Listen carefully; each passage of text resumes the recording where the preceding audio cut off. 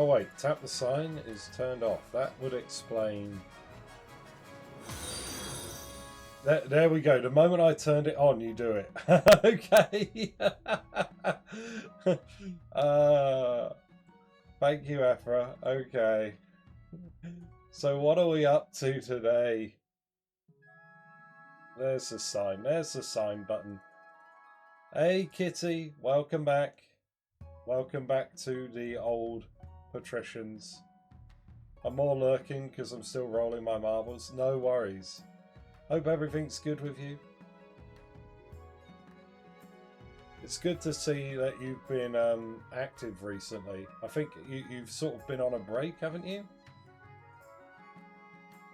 But yeah, enjoy your marbles, and we'll see you when you get here, I guess. King Ulzu, thank you for the follow.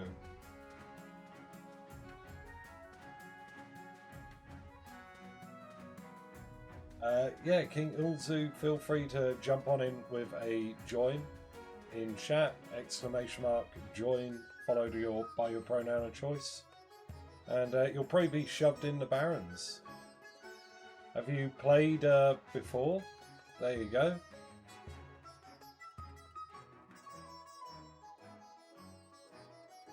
Welcome, it's always nice to see a new face. By the way, just realised Monarch Lumi is from the Chiefs. There's a lady VTuber from Finland named Lumi. She is a white wolf girl. I love it. It's like all the anthropomorphic, like with the sort of dog ears as well, sticking out the top of the hair. That kind of thing. There you go. There we are. So yeah, Ulzu, if you're not familiar with the game, I'll pin it. We're going to start probably in about 5 minutes' time. But yeah, that's all the commands you can do in chat. So when there's a call for a vote, type exclamation mark vote followed by the letter representing the option you want. You can fund items in auctions. And you can start a rebellion if your faction gets upset enough.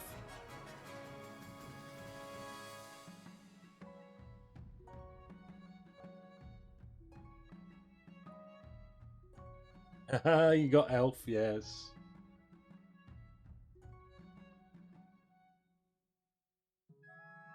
Makes sense, yeah, no worries. I'm role-playing. A lot of other people are role-playing. Wait, have I left the sign on all this time? There you go. I'll turn that. So, King Ulzu, protective and prudent. What the hell? Is that a Wobbuffet? Oh, Quagmire. Not Wobbuffet.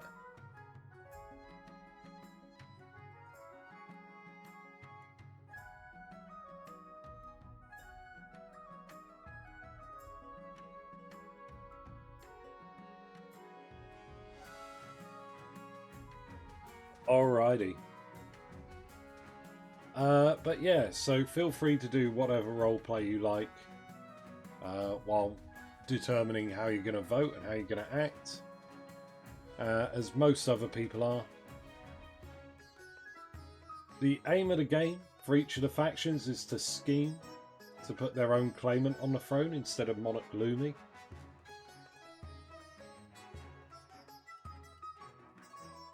Whereas my aim as a streamer and as Monarch Lumi is to try and cement my legacy so you can't just oust me off the throne. We're probably going to have a double, or maybe even, well, at least a double. We'll have a double bill. We'll have Monarch Lumi and Lumi the Second. We live in hope.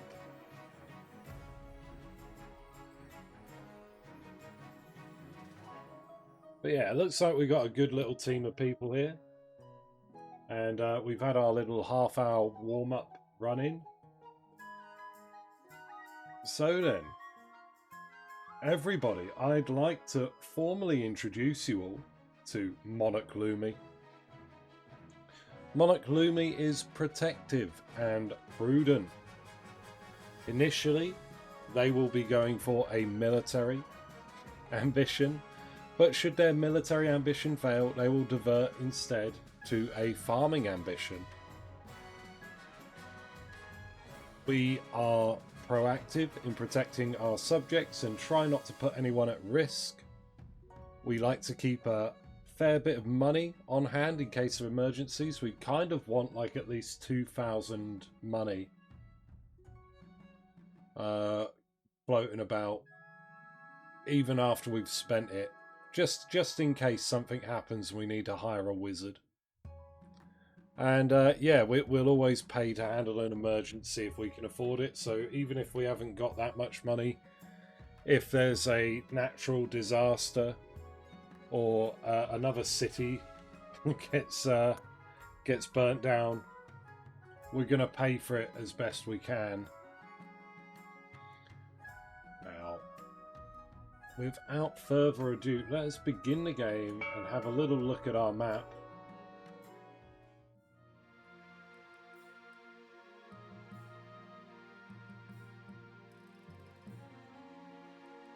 There we go, and let's have a look. Herdival, welcome on in as well.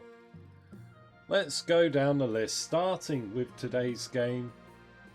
We are joined by Baron Mutated Zombie III, Baron Herdival II, Baron Emperor I, and Baron King Uzu. Welcome on in, all four of our barons. For our chiefs, we've got Chief Whopper II, Chief Wolf Warrior III, and Chief Ephra III. Lot of chief deaths going on with our core contenders here. And hello there, Glinda. Welcome. We've also got Chief Glinda. Welcome aboard. Over here with our patricians, we're joined by Lord Patrician Troccanero, Lady Patrician Kitty II, Noble Patrician Shadowmoon, and Lady Patrician Godako. Welcome on in, everyone. I'd forgotten all about the squished march. Yeah, look at it. Right under the heel of the coast. Alright. Now, looking at things, I've got a military ambition I want to fulfill. The military is shocking. Faith, for some reason, is really high in the coast and nowhere else. Other than that, everything else is kind of middling or good. But here we go. We're going for a military run, so we want to rebuild that army. But as always, with the path to victory. We have a civil war every 3... listen, it's... we gotta stop these civil wars, okay? We gotta calm down. Hi guys, currently playing Metopia on my Switch. Ooh, nice. Kind of destroyed the palace? Yeah.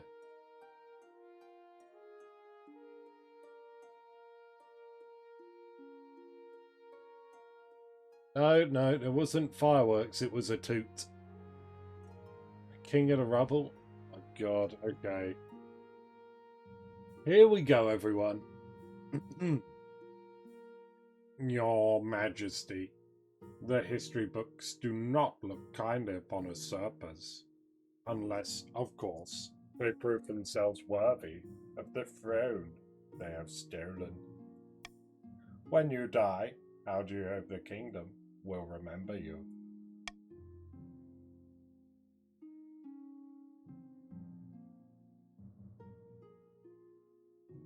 Like every monarch before me and every king before me, I will go down as a conqueror.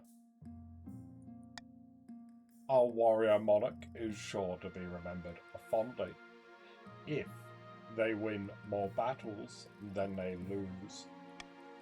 I suggest over the next few years you focus on improving the kingdom's overall military as much as possible. Once you have an heir, I will return to discuss how your ambition is progressing. Good luck, Your Majesty. Alright, now let's deal with this. A pile of rubble. Oh, God. Your Majesty, you don't exactly have a palace anymore. You do, however, have quite a lot of debris on some spectacularly valuable real estate. Indeed. And whose fault is that? You pagan chiefs in your silly horn. Let's not sling blame. We just need a plan for how we can rebuild.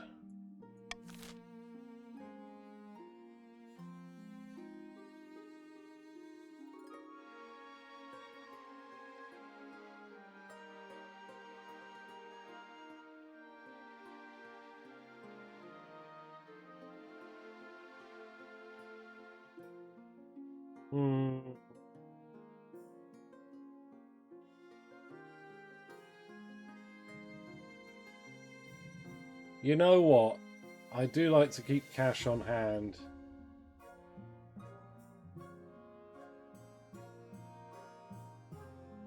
I think we need people to come together, but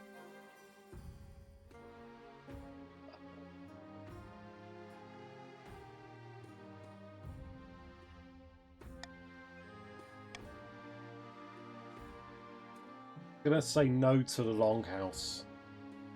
Hey Sonic, welcome.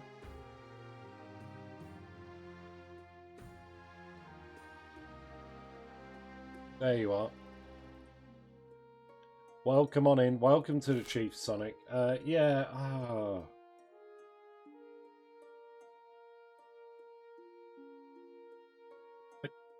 I would like A, but vote how you please. First, vote of the game. What are we going to do about the palace?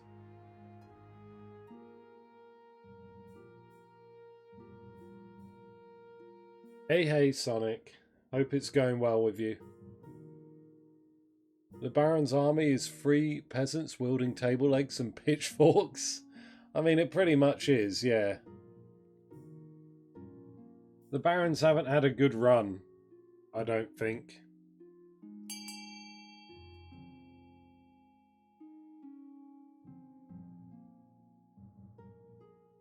Okay. Yeah, building a perfect reconstruction seems alright. How many votes have we got? 10 out of 13. I think that's going to be pretty much everyone. 11. Okay. Going alright. That's good. The run worsens every time I look away. Wait, what run? This run?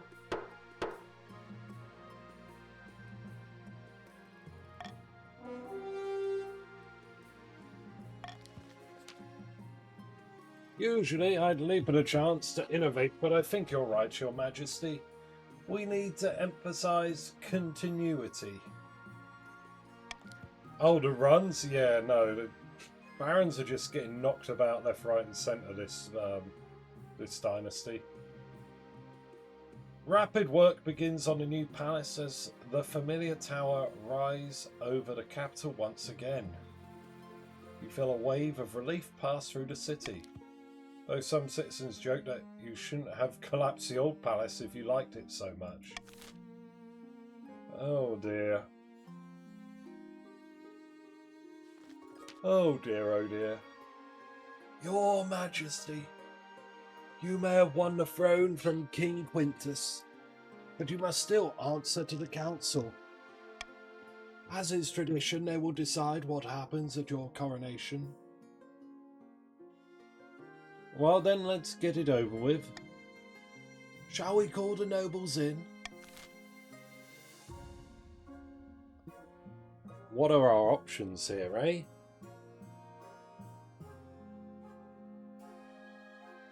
Oh, I should have saved my veto for this. I hate that.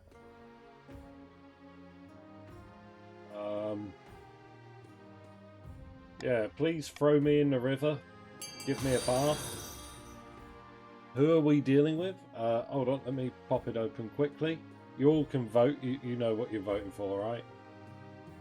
You can see all that. Yeah, we've got protective and prudent for our current monarch. So we want to protect the people, and we want to keep money on hand. So I would hate to see B go through. B would be sad. But it looks as though... Oh, it's tied between B and C. I'm going to type a countdown in chat. 3, 2, 1, and we'll be moving on. If you've yet to vote, now's the time. Thank you for the lurk, Sirius. Hope you're doing well, buddy.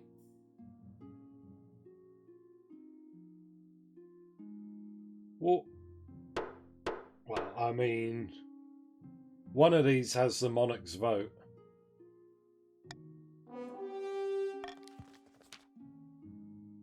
Bankruptcy at speedrun? No bankruptcy. It's decided. The Monarch will be thrown in the river. And so it begins.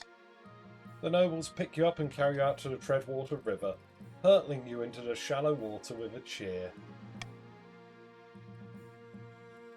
When you climb back up the banks soaking wet, the Chancellor steps forward and places a crown upon your head. Is it your imagination, or are some of the nobles stifling giggles?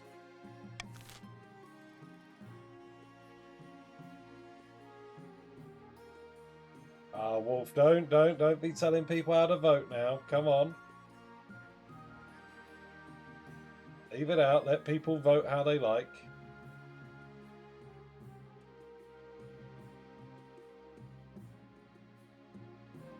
Alrighty. So, yeah, end of season. Eyes down for scheming. Felix of the Emperor the First bloodline, charismatic marcher orator, stands before a blazing hearth, shouting and swearing. When are the barons of the March back down from a fight? Never! I know you'll do whatever it takes to put me, your rightful king, on the throne. Oh shit, modernization? Wow. What a walk that would be. So, barons, your options are subterfuge, doppelganger, or modernization. I'm not going to lie, modernization, I think, is... Have the others military at 12 or lower? It's currently at 8.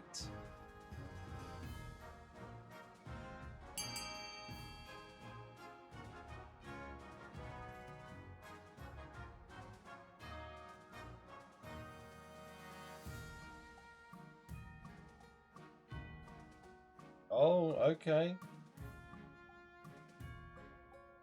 Well. I think that's everyone. Doppelganger it is.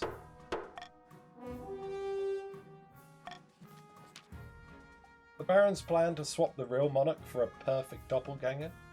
First, they must gain the trust of the spy master. To advance their scheme, the barons must keep defiance at 4 or less in 4 seasons.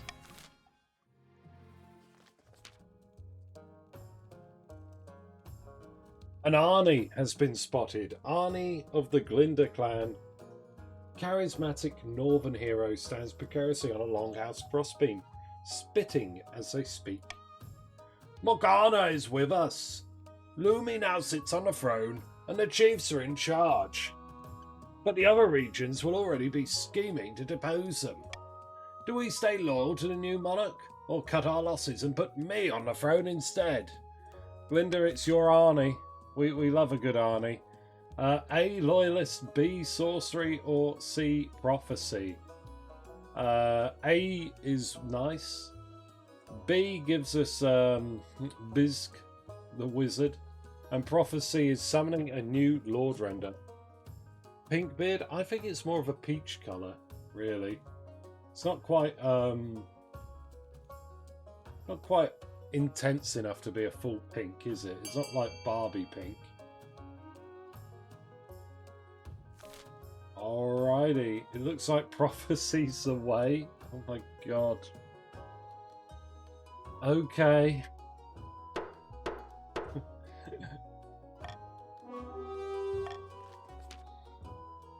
Do right! A few months in the luxury of the palace, and Monarch Lumi has already forgotten the old ways. Help me take the throne, and I'll always be loyal to the North. How many bloody prophecies does the North have? How many do you need? The chiefs plan to realise an ancient northern prophecy. Before the new king rises, the kingdom will be ruled by a mad tyrant. Bring out the new prophecy. Same as the old prophecy. To advance their scheme, the chiefs must raise authority to 5 or more in 2 seasons. It's currently at 3. And what was the Baron's one? Defiance to 4 or less. It's currently at 2. Dorian of the Kitty Cafe family, well-known coastal entrepreneur, scribbles with a well-used quill on a hardwood desk, speaking calmly.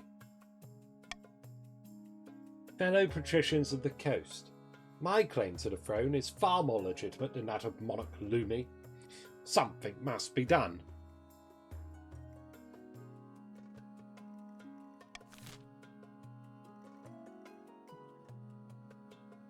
My kid, yes, Kitty. What will the Pats be doing? Uprising, relying on the peasantry to oust me off the throne? Conspiracy or corruption? Money stuff.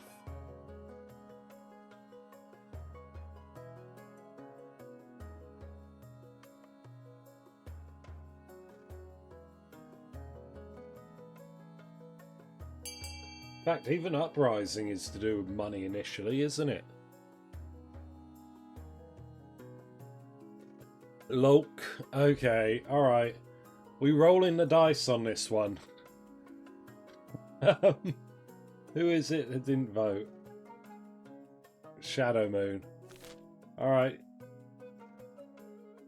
Here we go. Boom, boom, boom. Conspiracy, lower treasury. There you are. The patricians plan to sink the monarch under an ocean of debt. To advance their schemes, the patricians must lower treasury to 1,500 or less in 3 seasons. There we are.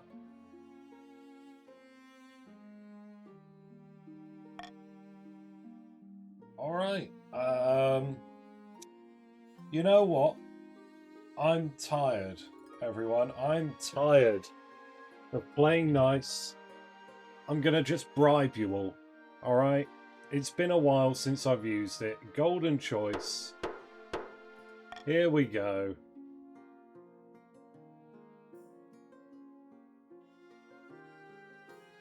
Oh lordy! Ho ho ho ho ho ho!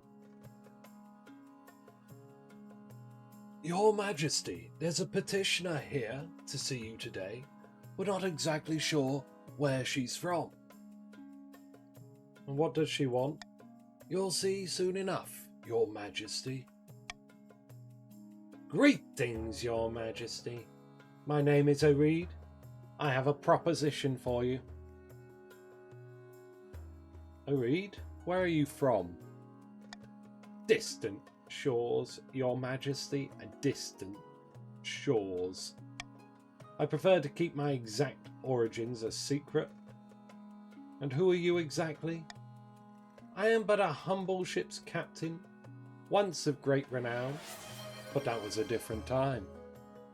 1 minute, serious. I'll do it when we get to the vote.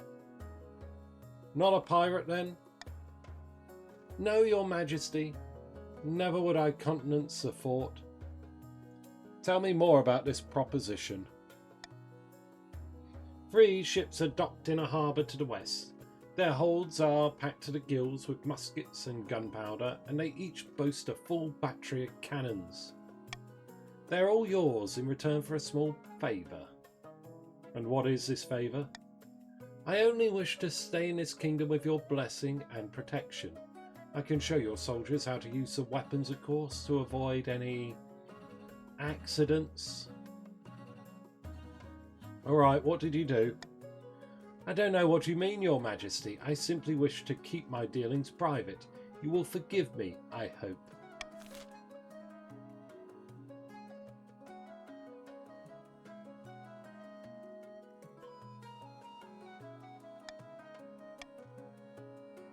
going to bribe you all to vote A. Golden choice on A.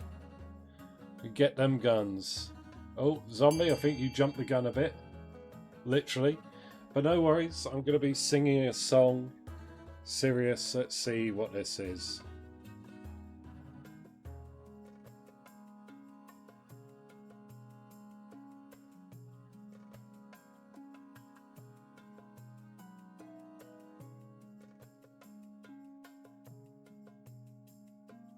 Though I keep searching for an answer, I never seem to find what I'm looking for. Oh Lord, I pray you give me the strength to carry on, 'cause I know what it means to walk along the lonely street of dreams. And here I go again on my own, going down the only road I've ever known. Like a drifter, I was born to walk alone. But I've made up my mind, I ain't wasting no more time. Was that alright? I have no idea. Like...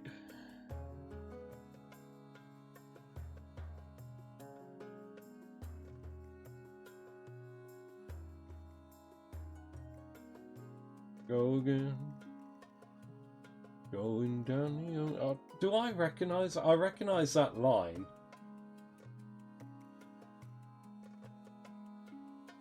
Here I go again. Down the only road.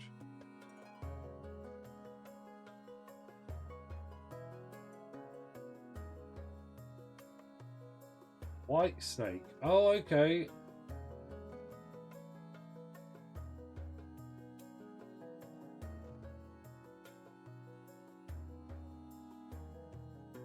Yeah, hold on.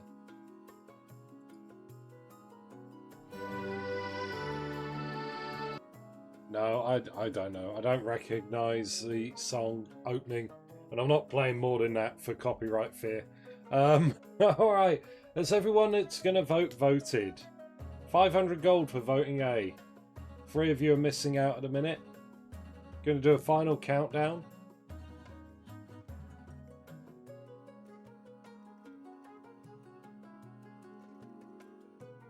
Boom, but oh, just in time, Gadako. You made it.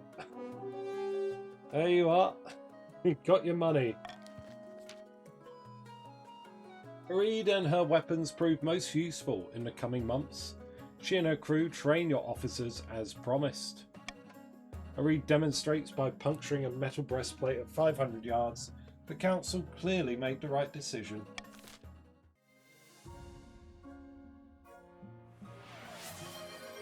Two out of 10 rock bands from the 80s isn't the strongest seat. Here we go again.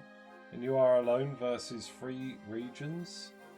Oh, okay. I got you.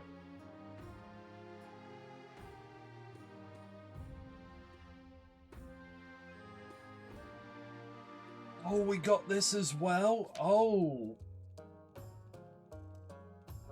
Sonic, how you doing, buddy? You hanging on in there? Your Majesty, this is an outrage.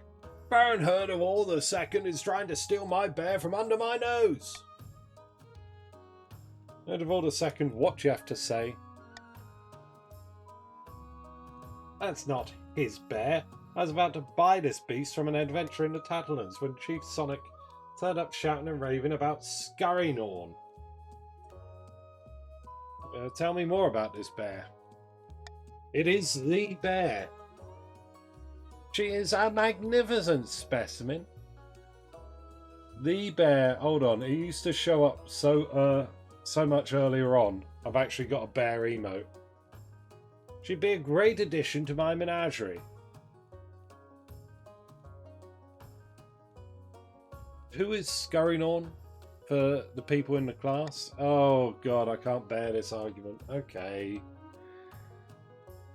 The northern goddess of medicine and knowledge. The bear wears her mark upon her brow, clear as day. I suppose it's a matter for the council.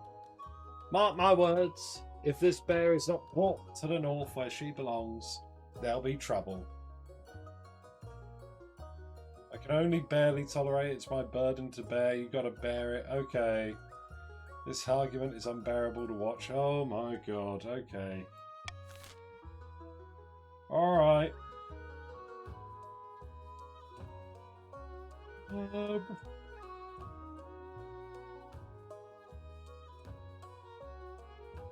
Looking at Sonic has how much and who? Third of all, so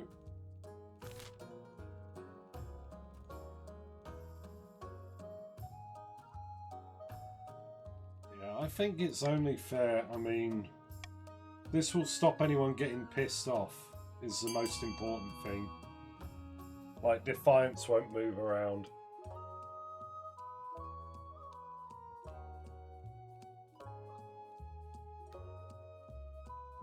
And I believe it'll end up in the north, because I think Sonic has the most money.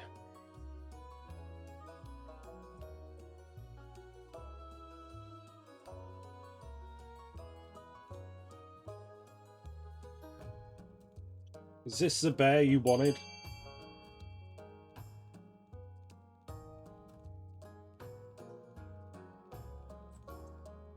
I invoked that I got a bigger axe. Nothing beats a bigger axe. What? Okay. Alright, it's close. But I'll do a final countdown and then we'll move on.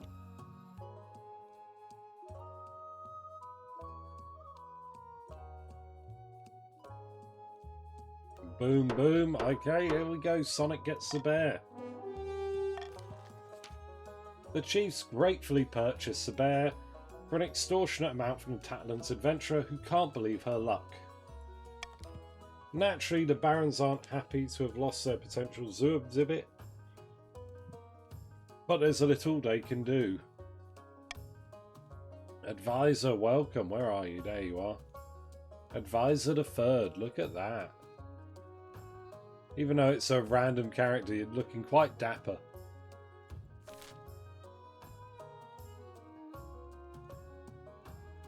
Bear turns out to be a fearsome creature with bright white fur and intent green eyes.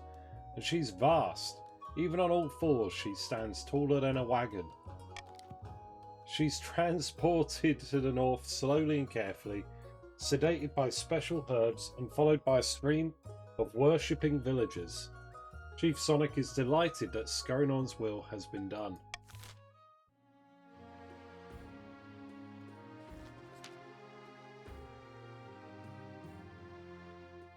One day you're walking through the palace gardens when you're confronted by an unusual sight. One of your palace watches standing guard, but instead of a pike, he's holding a mop. This is unacceptable. Sorry, Your Majesty.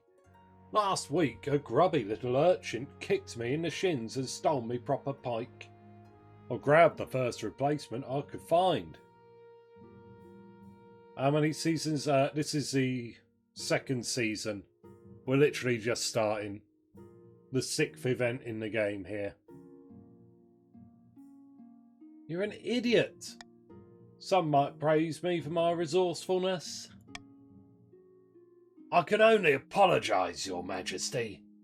The Palace Watch have been more incompetent than usual recently. It's obvious you need a proper honour guard to protect you. But first, how can we improve the watch?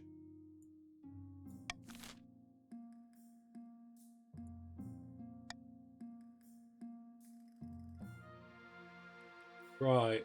No. No. We can invite the northern soldiers, that's fine. Enforce harsher discipline. No need to do anything. Yeah, these are fine.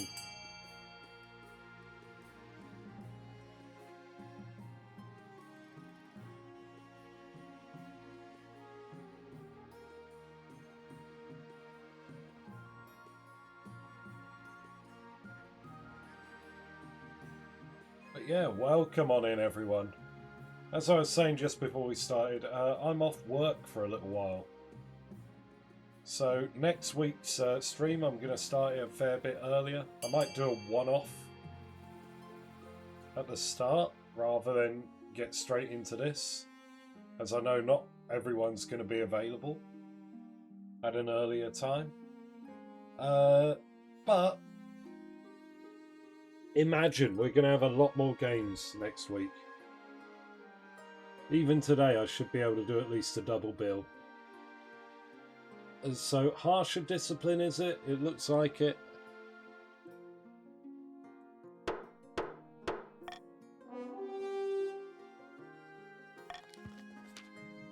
Punishing exercise regime works wonders on your watch's abs, though you're not sure about their morale. If one thing's clear from this mess, is that you need an honor guard who can actually keep you safe, not like these kittens. Think carefully, Your Majesty. These guards' loyalties will be divided between you and their region.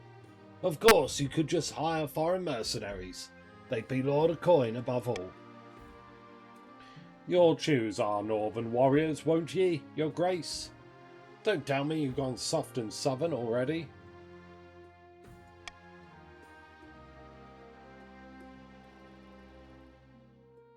Thing is, I'm trying to stop. I don't want another war, so I want to stop defiance creeping up on anyone. I await your verdict with bated breath, Your Majesty. Yeah, it's gonna be the veterans of the march.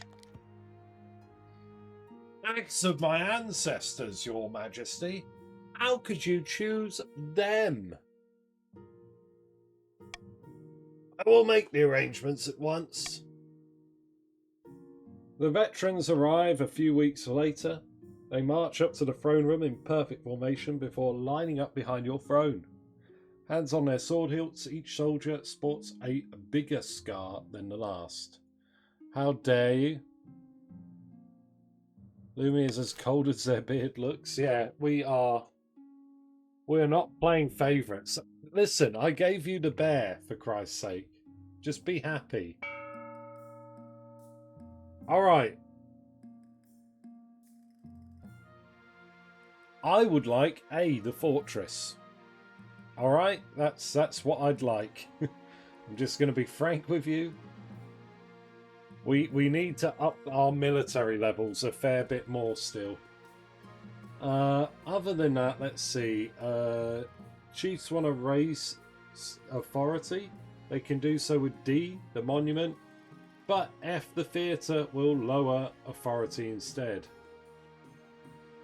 Pats are all about treasury. Okay, cool. So, yeah. A would help us with the military situation. D would help the chiefs. And F would hurt the chiefs. E would be nice. Extra stability, always good. Just to keep things steady, but... yeah. Here's how much money everyone has on the side. You should be able to see it in your plugin. I'm going to start the auction right now. Type !fund followed by the letter of the item you would like to fund, followed by the amount of money you'd like to fund it with. Top 2 items at the end of the auction will be built and take effect. Everything else will get a refund. You have about 40 seconds to get your funding in, so try not to miss out. But there is a delay on stream, so I'll type in chat when there are 10 seconds left.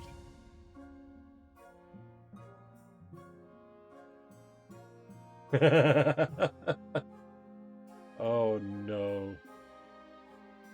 I'm trying to ask Whopper for money. Nah.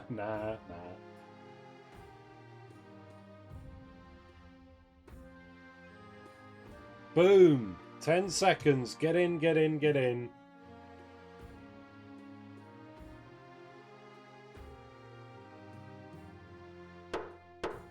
Alright, what did we end up with? Authority down? What?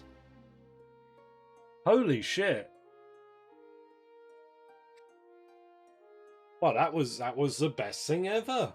A fortress and a theatre, the 2 Fs. Who was it that sniped? Was that Kitty?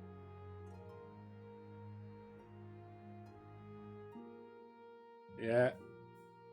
Kitty and mutated.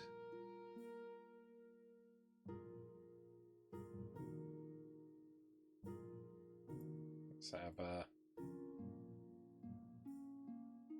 There we go.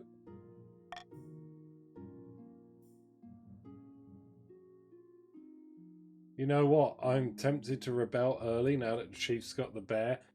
Do you want to see the rare bear event in the Civil War? But please. Oh, not a paper full of news.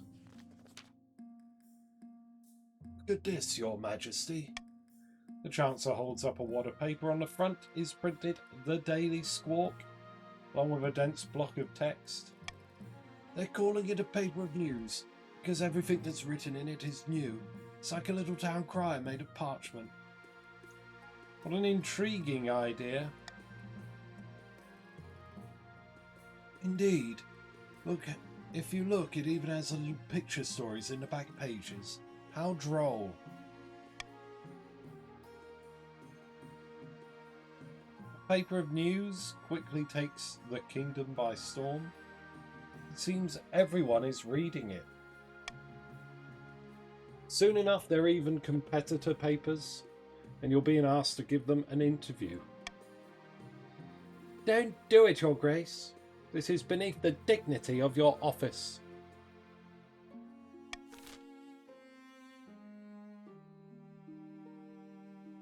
Ah, dear.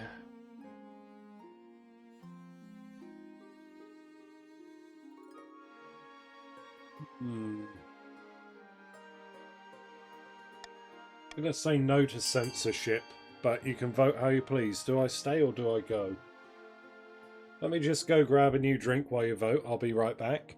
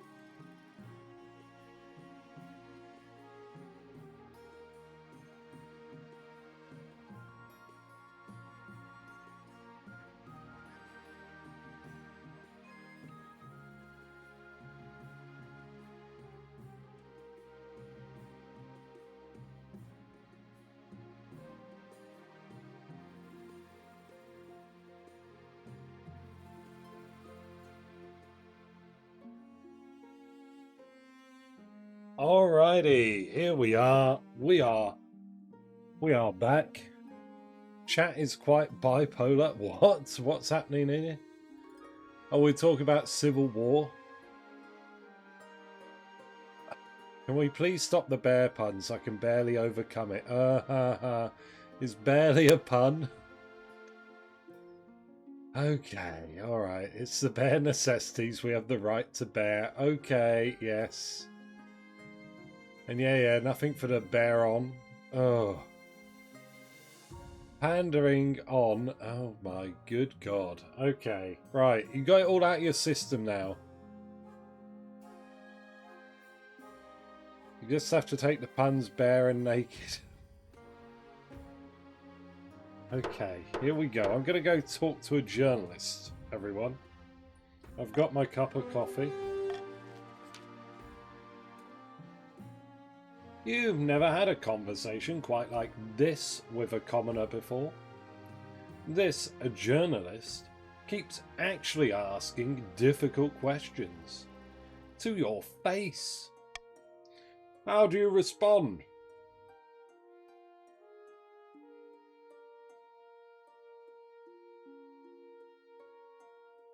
How would Lumi respond? It's not that bad. No way. Actually, things are pretty good.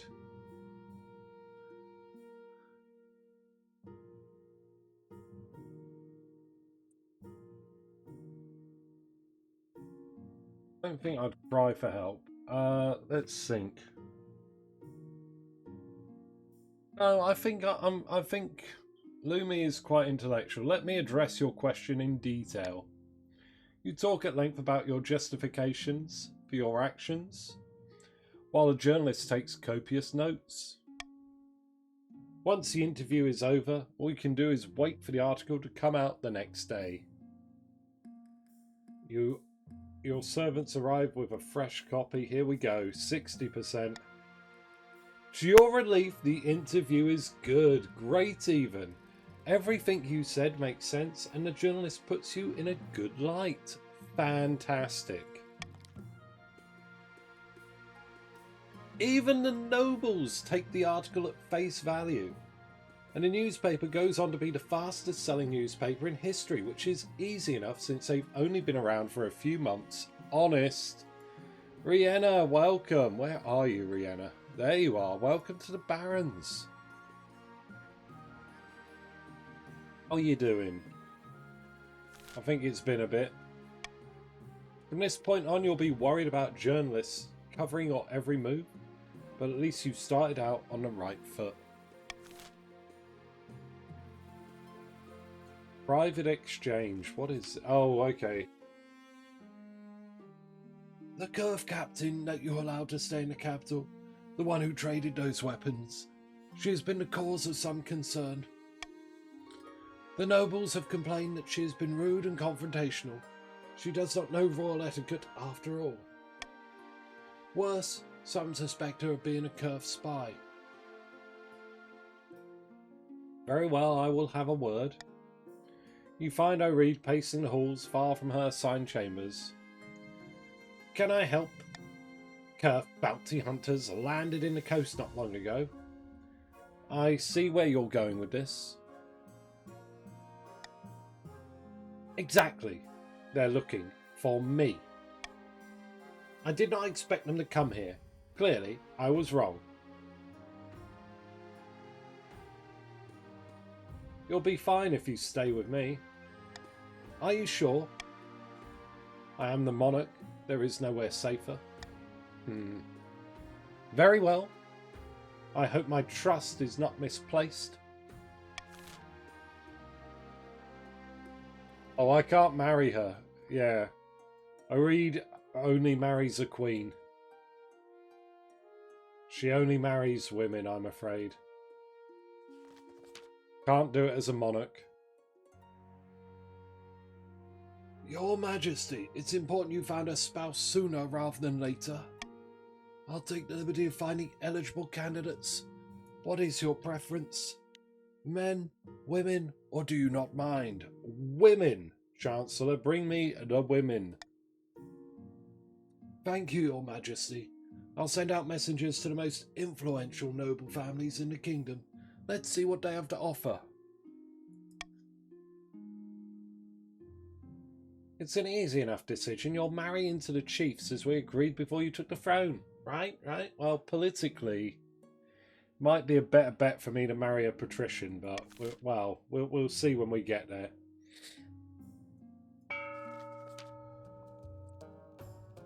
Far to the north, where the snows blanket the landscape and wolves howl at night, the chiefs uncover an ancient prophecy foretelling the rise of a tyrant monarch and the warrior who will overthrow them.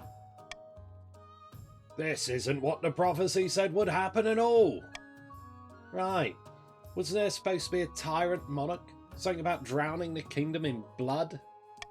Aye, keep your hat on. We're not there yet. But they need a bit of encouragement, that's all. A few more executions, unjust imprisonments, that sort of thing. Then the prophecy will have been fulfilled and Arnie will rise.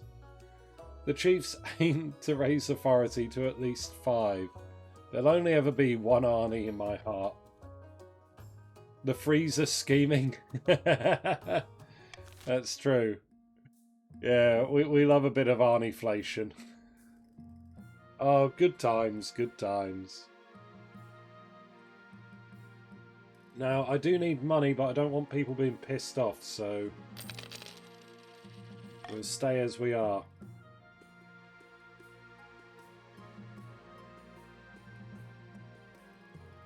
Right, bounty hunters, a hungry bear. Okay. Hungry bear. Our wondrous bear is thriving in the north, Your Majesty, just as scurrying on would wish. The god speakers have gained visions of new herbs and medicines ever since she arrived. Thank the gods. Oreed is technically a coastal thing.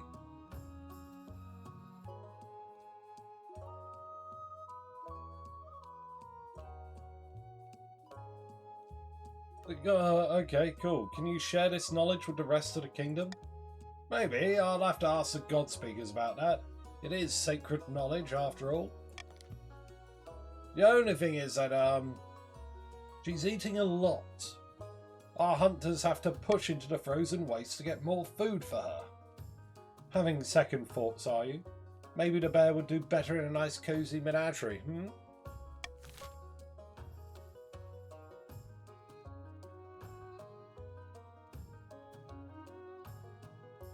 Well, we're not doing that. We're not importing a load of money.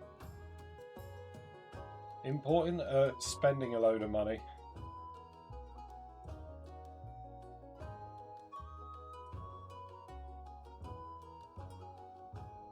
I think leaving the chiefs to feed their own bear is probably the best bet. See.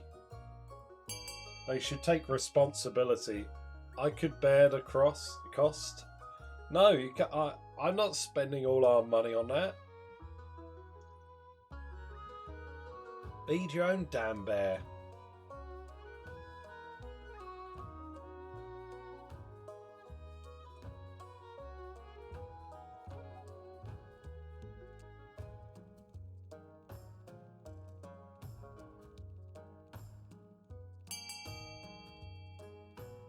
Okay, we're looking good there. Yeah, I think 6 is a winning number. Oh, sorry, Rihanna. Chiefs dig deep into their stockpiles, but it's not pleasant living off the fermented seal and dried fish for months on end.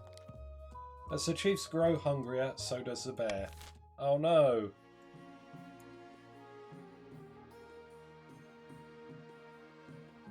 Oh, there we go. 35% not ex-commed. Quick bathroom rate. Yeah, no worries. Yeah, I don't expect everyone to be about 24/7. Should have given us the bear? No. Your Majesty, these good folk are bounty hunters, representing the Republic of Curve, they say. Monarch Lumi, we greet you humbly. How may I help you? We're searching for someone, a fugitive, you might say. Last we heard, she went by the name O'Reed. I'm afraid she is under my protection. As we feared, still perhaps we can work out a deal. The Grand Pensionary at Kerf is offering a large bounty for the return of this woman. And we are sure that such an esteemed monarch as yourself would not risk drawing Kerf's ire. As proof of our goodwill, we'll even allow you to keep the firearms that were stolen.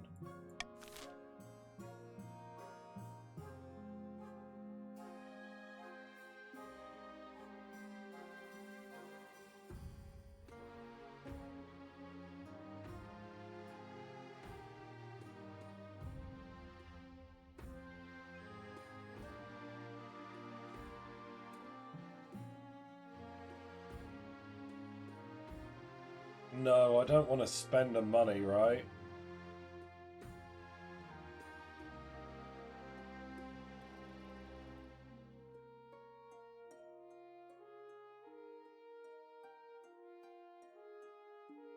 Yeah, as much as I'm tempted by the military buff. Yeah, no, checking the sign. Yeah, that's fine, that's fair. So yeah, as I'm prudent, I like to keep a large amount of money on hand in case of emergencies. And I prioritise paying for an emergency. I can't afford 1,000 gold right now. And keep the money, you know, at a level that... Yeah, this is not an emergency either. Golden choice on refusing the offer. Everyone vote B for your 500 gold. But I did see the military buff and I'm like, ooh. Ah. I kind of wanted it.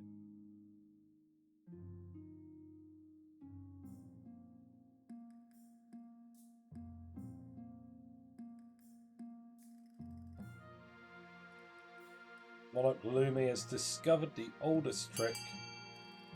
Bribery.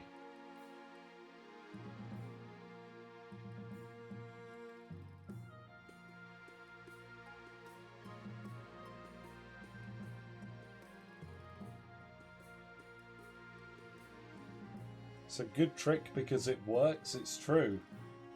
Alright, that's 12. Okay, 3 non-attenders, that sounds about right.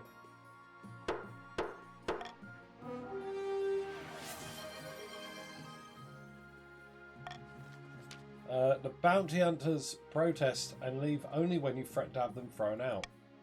Their parting words contain chilling warnings of Kerf's retribution, which you hope are only idle threats. What have we got here? Sing a song?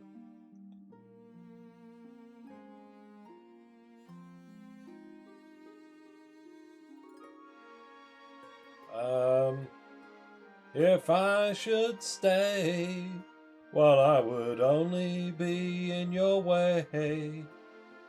And so I'll go, and yet I'll know, I'll think of you each step of the way. And I will always love you. I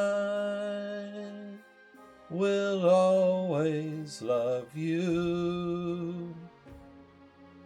Bittersweet memories, that's what I'm taking with me. Goodbye, please don't cry, 'cause we both know I'm not what you need. I can't believe you have to sing this song. What? Why? What is it? Will always love you. Like, what? It's fine, isn't it? Hey, welcome on in. Hold on, I see a new face. John Con? Is that how to say it? Or Joan Con? John Con sounds better. There you go, you've been placed in the patricians. Welcome aboard. Hope you make yourself comfortable. I see you own the game, so I assume that you that you know how to play the game.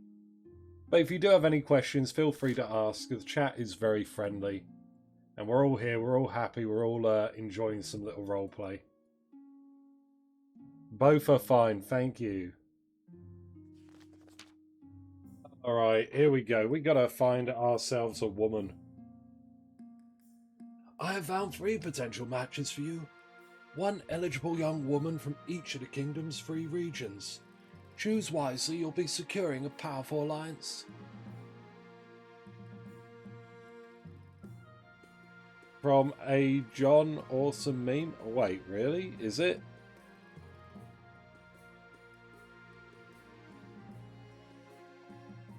I gotta be real with you guys. I don't recognise half the songs people redeem for me to sing. Yes, I know Chancellor.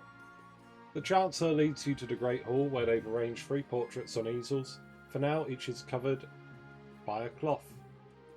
Alright, let's see these eligible bachelorettes. They whisk away the cloth from the first portrait. This is Helga, firstborn daughter of the Northern Whopper clan. Apparently the other Northerners have nicknamed her Windspeaker. Can't imagine why. Strangely enough for a Northerner, she's an enthusiastic convert to the worship of the Ninth God. She's an incredibly driven person by all accounts. Gets up at the crack of dawn each morning, goes for a swim in a frozen lake. Now I forgot to look at this. What do I actually want? I feel neutral about the chief's option. You know, I want someone that's in good with the peasants and looks after them, maybe knows how to fight. And someone that's good with money. Really, really good with money.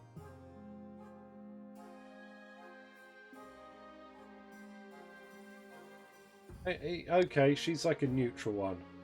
From the coast we have Octavia, the wealthy heiress to Lord Patrician Joan Cone's estate.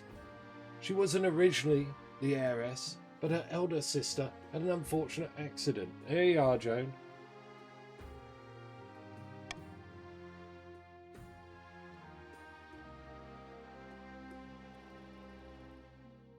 She loves to lose her fortune betting at the arena. Oh, it's all gone wrong.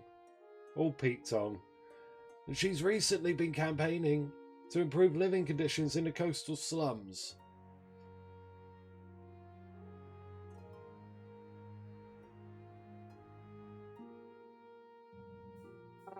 Improve living conditions, but she's bad with money? Okay, I think I like her. And finally we have the March's offering, Henrika, scion of the prestigious Rienna bloodline. Unlike most of the barons, she can conduct an entire conversation without shouting. And look at her, stunning. Very, I like the black mane framing the face with the black little mantle here. Like most of the barons, her great passion is hunting. No beast is safe from her crossbow. Also got into a fight with her local bishop a few years back. Gave him a bloody nose. I think it's the patricians. I like the idea of proving a lot of the peasants in the slums. What do you think? Of course, by picking a candidate, you'll anger the other regions, but you'll gain a lifelong alliance. Alright, Joan, we're going to be, yeah. Octavia's going to be my bride. Excellent, I'll make the arrangements.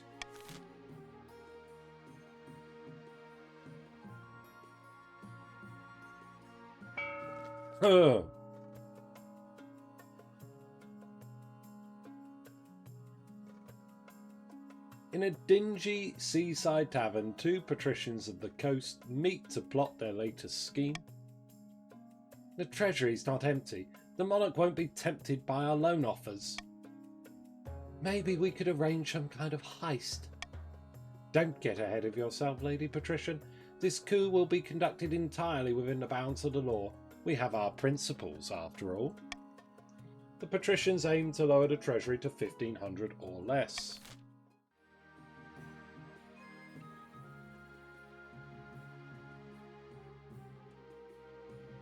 This monarch is stingy? Yes.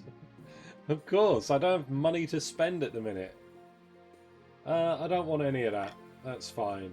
I've got the bribe power.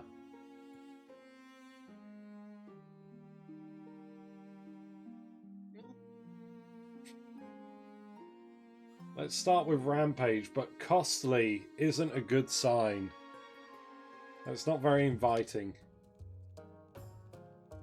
Your Greatness! Chief Sonic has been eaten by the bear of Scarron. Sonic, it happened! You're dead, Sonic! It's over! Your suffering is over!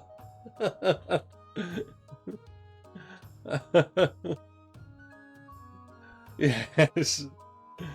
Oh my god. Huh. I thought that would happen. The North just didn't have the food to support the poor creature. There we are. Yes, salutes in chat. Oh dear. Let me adjust the kill count. Kill count. We got our first death of the day. Bada bing, bada boom. Survived 4 wars, lost an arm and 7 fingers, and went a bit crazy. Yeah. I mean, you were living in Avalanche Valley.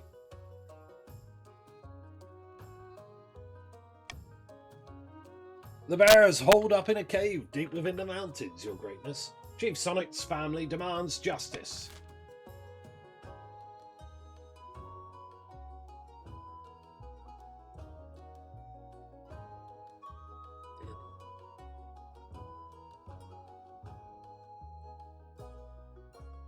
I mean, I do want to protect people. I'm going to let you guys decide. I'm not going to spend money, obviously. But we can send Northern warriors to try and fight the bear and kill it. Or we can leave the bear in peace and hopefully let it wander off into the wilderness.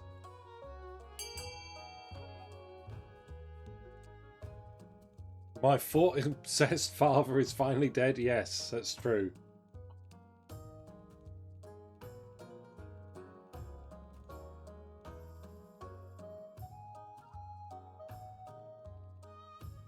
Well, it looks like we're leaning towards fighting the bear at the minute. Poor bear.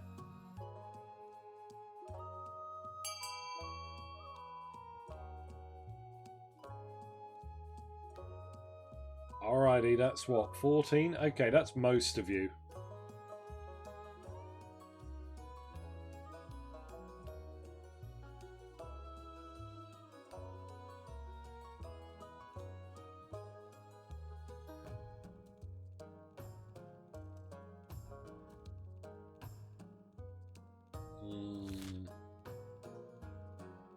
This is unbearable, but it has to be... Okay, yeah, get all the bear puns out now.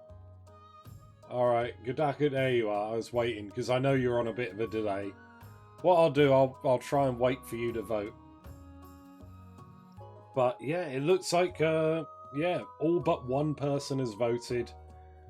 We're going to go fight the bear. The chiefs rally... Oh, no. Rally their finest warriors, including one named Freybold the Destroyer. They venture into the caves with axes and flaming torches. But they do not return. The only sign of their passage is a bloodstained sword picked out of the dung heap weeks later. The bear moves away, far into the frozen wastes. The chiefs are safe once more, but the peasants whisper, worried that their old gods have turned against the north. They desperately pray to Scarron and the other gods, hoping for a sign of their favour. Barely hanging on, one would say. This is terrible. Alright, now for something even worse. Someone's going to ask me to spend money. As you're walking besides the palace parade grounds, a crossbow bolt whizzes past your head and shatters on the wall behind you. Baron Herd of all the second approaches you out of breath and waving frantically. He has a sleek, fancy-looking crossbow nestled in one hand. can no longer bear this. Chat is truly bipolar. Yeah, okay.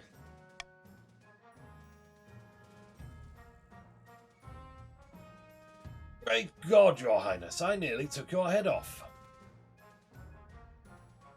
Point that thing somewhere else. Sorry to scare you, I just wanted to show you this crossbow. Can shoot 3 bolts a minute and punch through a median armour at 500 yards. Beautiful, isn't she? Trouble is, to achieve such accuracy and power, she needs to be crafted from springwood. It only grows in forests to the north, and those northern bastards charge exorbitantly for it. What does this have to do with me? The barons of the March are guarding your borders, Your Highness, and yet we can't afford to buy the weapons we need. If you want to keep your kingdom safe, the chiefs must stop price gouging. Your Majesty, this is outrageous. These barons just want a bargain.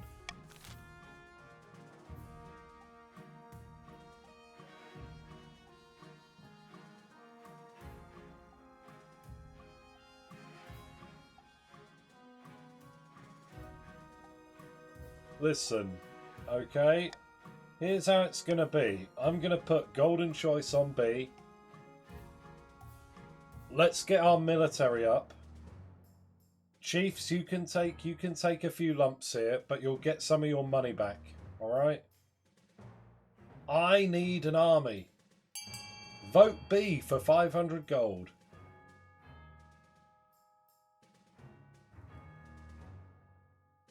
Is it time? Have we finally done it? Have we got all the books lined up?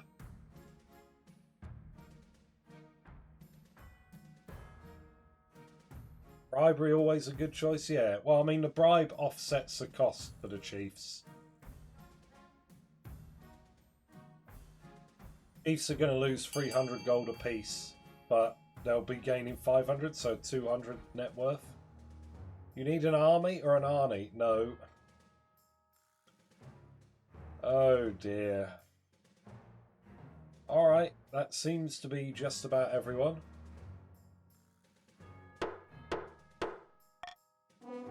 What have we done? God's been good. Free? Free? Just how are we supposed to pay for it to be cut down, chopped and transported? You'll have to be resourceful, won't you? Ha! The council has spoken. Grand!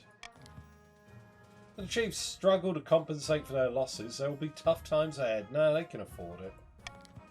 Meanwhile, the barons are absolutely thrilled with their shiny new crossbows. Fantastic. Look at that. We are getting there.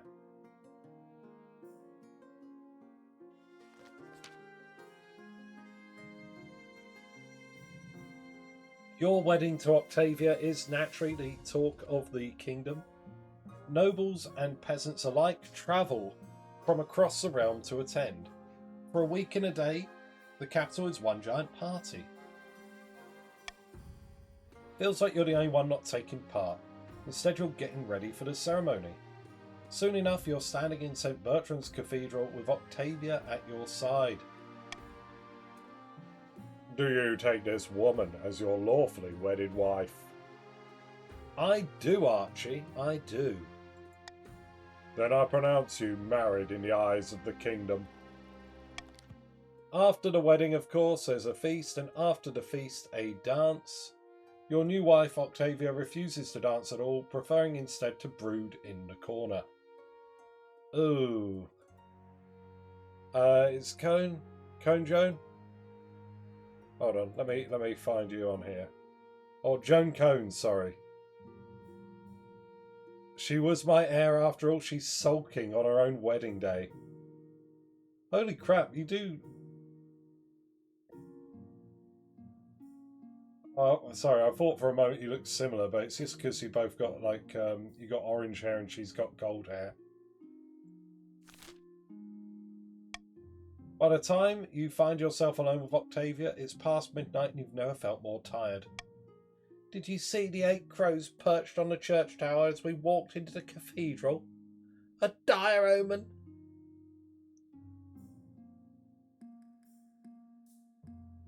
Oh, come on. Perhaps you're right. The peasants have the right idea. They get married for love, not for politics. Oh, to live the simple life of a commoner. There, we're both in this together. You comfort Octavia long into the night, listening as she expresses her doubts and fears.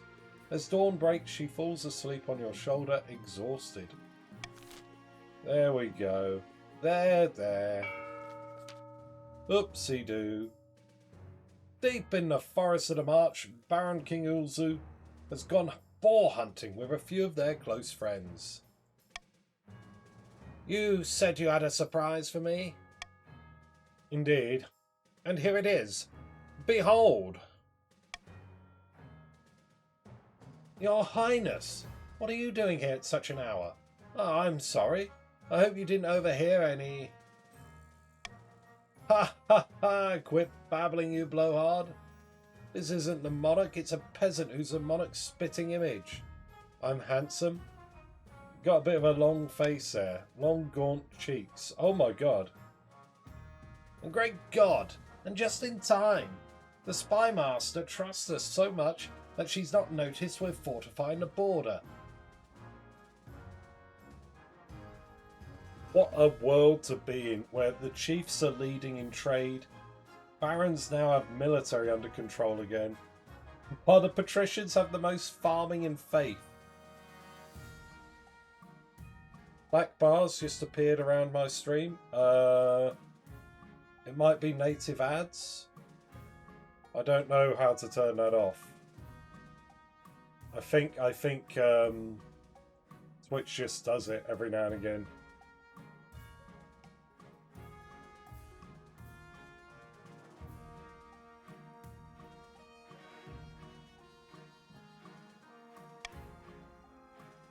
That means we can move to the next phase, kidnapping the monarch and putting this fool in their place.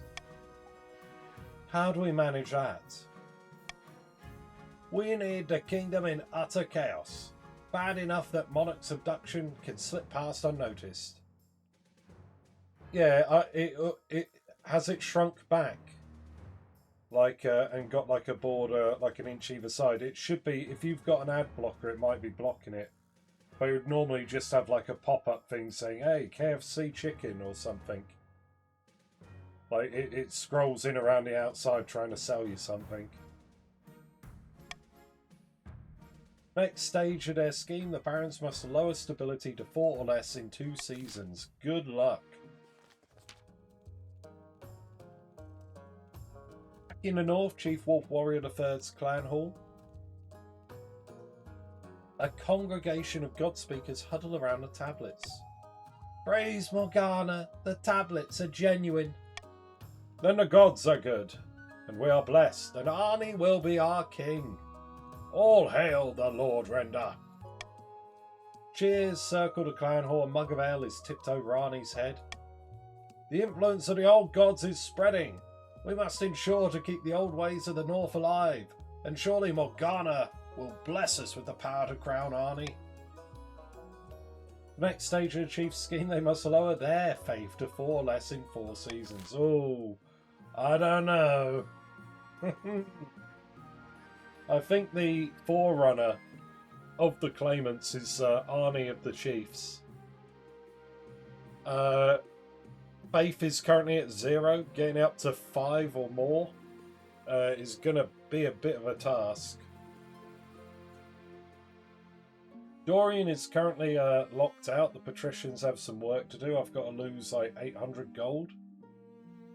And Felix here and the barons got to lower the kingdom's stability to 4. It's currently at 8.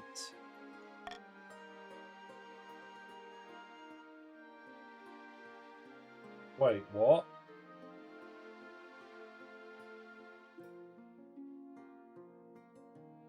Wait. Debt collection?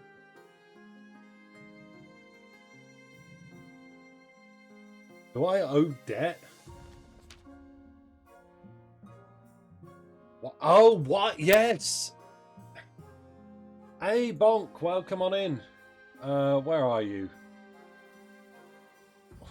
I can't remember where you're playing.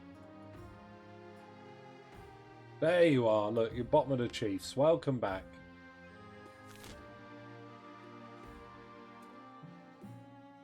The council session has ended for the day, so you're quite surprised when Baroness Rihanna corners you in a back passage of the castle, just before dusk. Hail, my liege.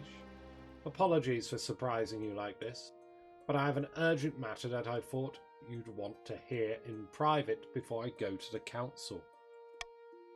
Your wife, the Queen Consort, how can I put this? She owes me a lot of money. Gambling debts, mainly. She borrowed quite a lot from me to recover some lost funds. Now it's time to collect, and she's been avoiding me.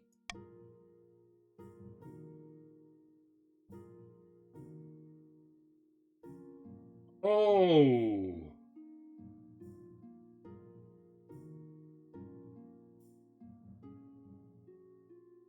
Joan, 2,000 gold? The Pat set me up. I can't help you with this, Rihanna. It's unfortunate, Your Highness. Still, I thank you for your time. She scurries away into the darkness of your corridors. Oh, tap, tap, tap, yeah. Yeah, the reason I didn't want to spend money there, Bonk. I'm prudent. I like to keep a load of money around in case of an emergency. And, yeah. Not good, not good. We also had like a, I guess, rare-ish event where the bear eats their northern owner, runs away into the waste. During the council's next session, Baroness Rihanna levels the same accusations against Octavia, only this time in public. At this stage, you're powerless to step in. A council vote will determine Octavia's fate.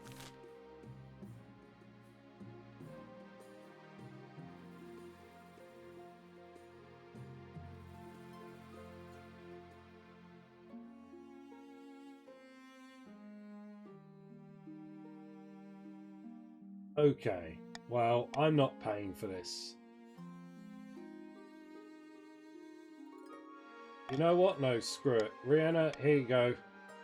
Golden choice on B. Oh, wait. Yeah, no, I'm not paying for this. I'd like B.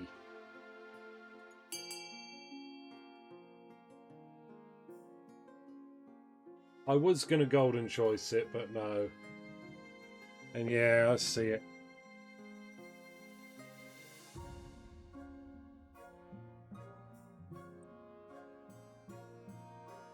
I think B would be the nicest. I mean, for my wife. My wife.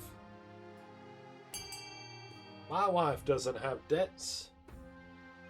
She's the Queen Consort. Gilly, welcome on in. Thank you for joining us. Another new face. There you go, you've been placed in the Barons. And I see you own the game, which will make things easier. Hopefully, you know how to play and how everything's done. But yeah, if you have any questions, feel free to ask in chat.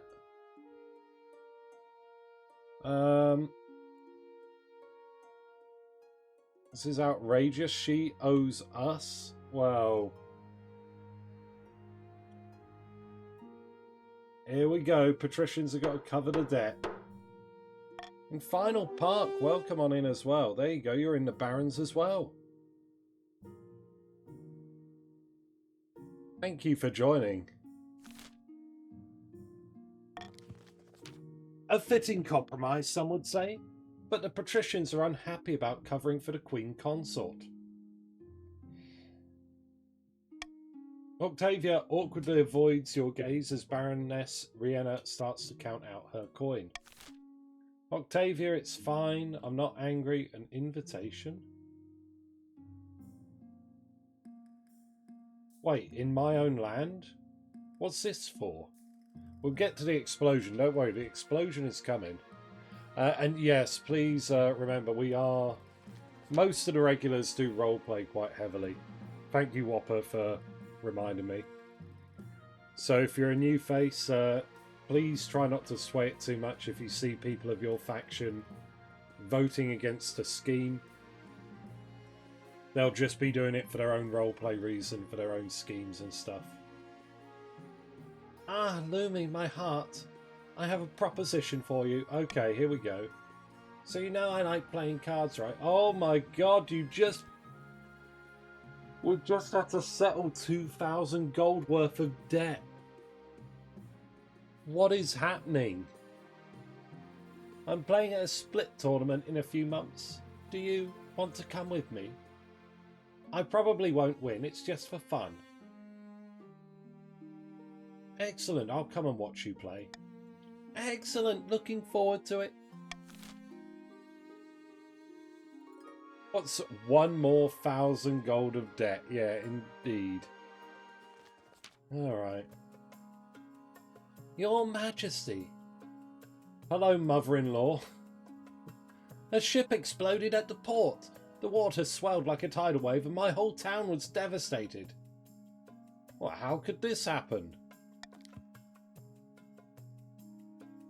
I have no idea, Your Esteemed Highness. All I know is that the ship arrived from Curve just yesterday, and now my docks have been destroyed. Oh, depths below. Oh no. If I may. This may be the promised retribution from Curve. Retribution? Then this was an attack. You cannot let this stand, Your Majesty.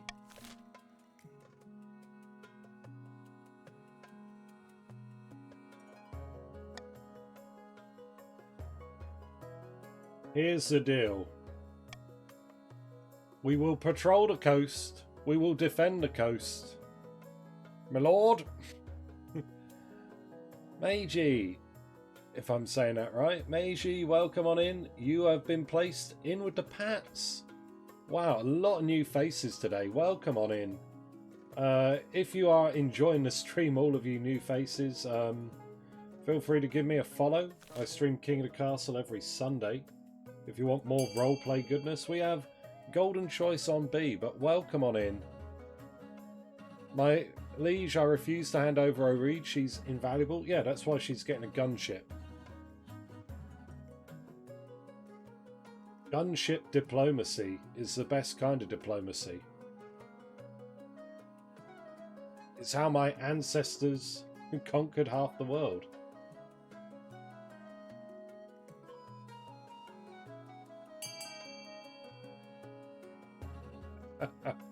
Oh dear. Okay, 4 people yet to vote, it looks like. With 6 military, Pats have a good chance to win. Yeah, I think, especially if it keeps escalating. Alright, I'm going to do a final countdown, everyone. Jump in and vote B, or miss out.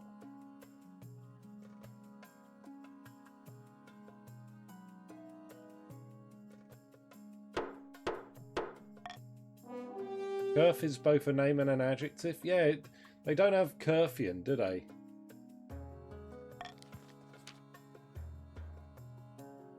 Reed is summoned from her quarters post-haste.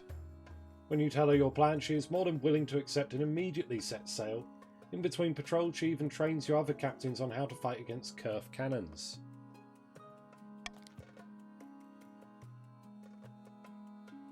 Over the coming months, trade ships from both sides come under attack. Skirmishes on the open seas between the Kingdom and Republican navies become commonplace.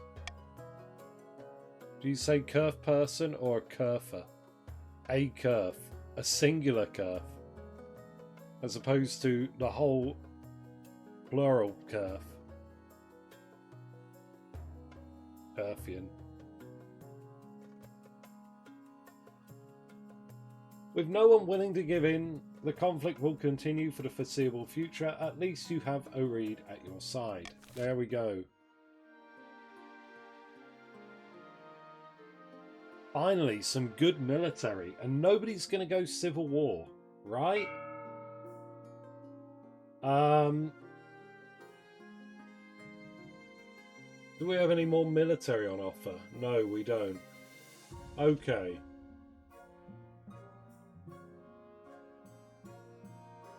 The Barons are probably going to want the prison to lower stability.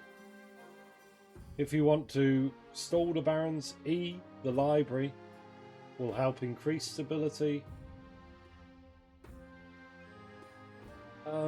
I would guess A, the aqueduct is quite nice. But it's up to you all. Here's a list. Here's everyone's finances so you can see it for your reference. And we're going to start the auction right now. Type !fund followed by the letter of the item you would like to fund, followed by the amount of money you'd like to fund it with. The top 2 items at the end of the auction will be built and take effect. Everything else will get a refund. You have about 40 seconds to get your funding in. Try not to miss out, as there is a delay on stream, so I'll type in chat when there are 10 seconds left.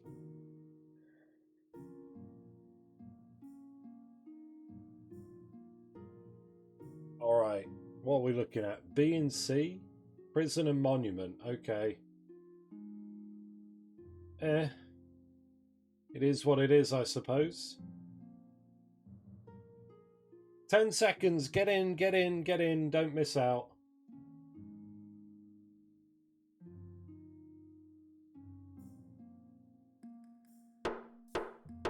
Alright, what have we got here? Farming and stability down, okay. That's not terrible. Could be worse.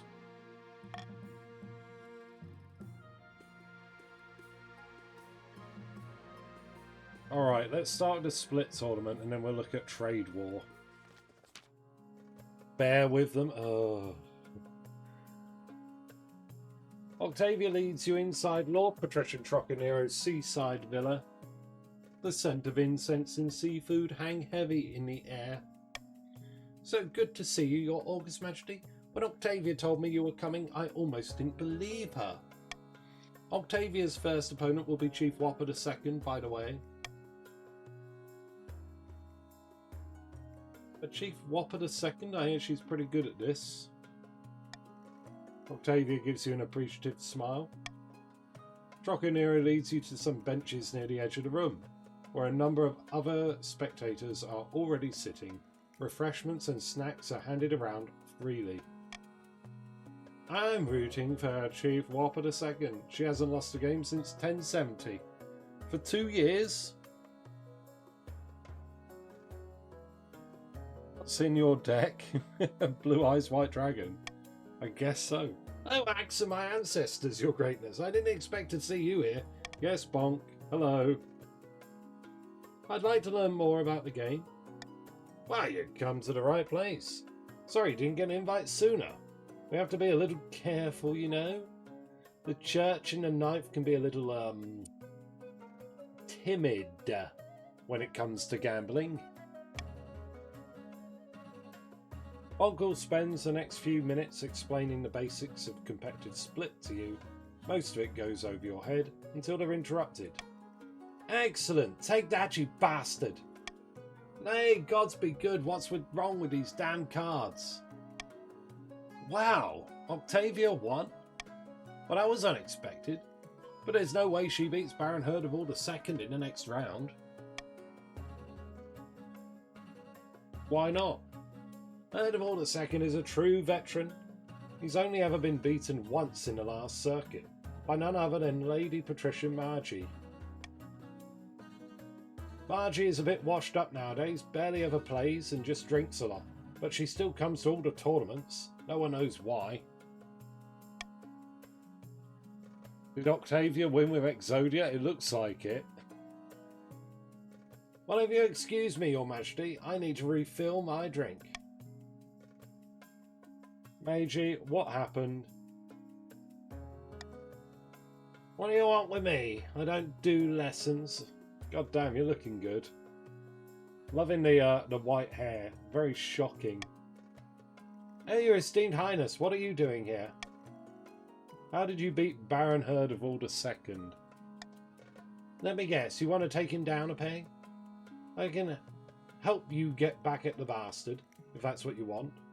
And since you're on good terms with the coast, I'll do it for free. Teach that Baron a smug lesson. Huh. The thing is, everyone knows that Herdable II plays aggressively. He'll bet high and bet quickly. Everyone loses because they try to outlast him. The only way to win is to beat him at its own game. Play even more aggressively. Obviously, you still need to be a good player to do that. Don't think it will be easy. I'll find my wife and pass on the advice. That does sound like my strategy. Yeah, there we are. Just outbid them. You did that for me? That's so sweet. Hope I don't disappoint you. It's still going to be a hard win. Gramercy, Lumi. This means a lot. Great. I love having a good relationship with my wife.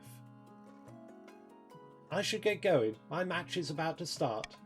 You find a seat near the table where Octavia is setting up to play against Baron Herdable II. Bonk joins you once again, their cup refilled. You don't think you can beat me, do you? We'll see soon enough. 80% chance. Let's go. The game goes by in a blur. Baron Herdable II is aggressive indeed, but Octavia is ready for it. It's a matter of minutes before Herdable II has conceded defeat. Holy crap. Excellent. By the Star Flare, that's impressive. Now the Queen Consort will have to defeat Trocadero himself. Everyone thinks that he uses his host privileges to cheat, getting his servants to stack the decks or something like that. Look for Lord Patrician Trocadero before the last match.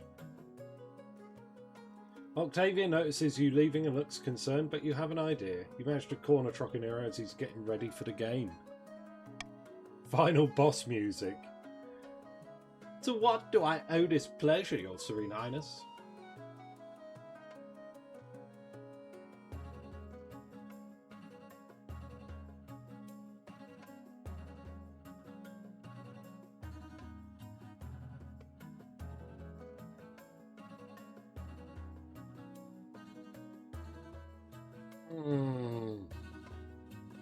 First I lose a bear, then I lose my favourite card game. It's true.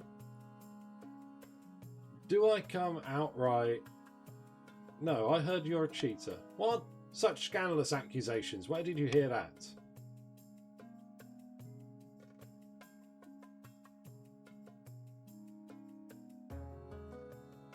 From one of your servants? Would I lie? I don't want to get Bonk in trouble. Oh, how troubling. This won't do at all. Please excuse me while I give them a stern talking to. You find your way back to the stands. Hopefully the distraction will help even the odds for Octavia, but you can't know for sure. Ah. Are you ready to lose, Your Esteemed Highness? I'm ready, yes. Let's get on with it. The game gets off to a rip-roaring start. You have to fight the urge to bite your nails. Bide your time. 55%. Chaff, you're fired. You 100% got that servant murdered. I didn't say which servant. Don't excom it. 55%. Happy wife, happy life. And then, all of a sudden, it's over. As Trocadero calls out a bluff on the part of your wife. And is immediately humbled as Octavia turns over her cards. You actually had it? But that means no. Against all the odds, your wife is victorious. Cheers and gasps reverberate in equal measures. After a while, Octavia is able to disentangle herself and come to see you. I can't quite believe it. I won. You played wonderfully, my love.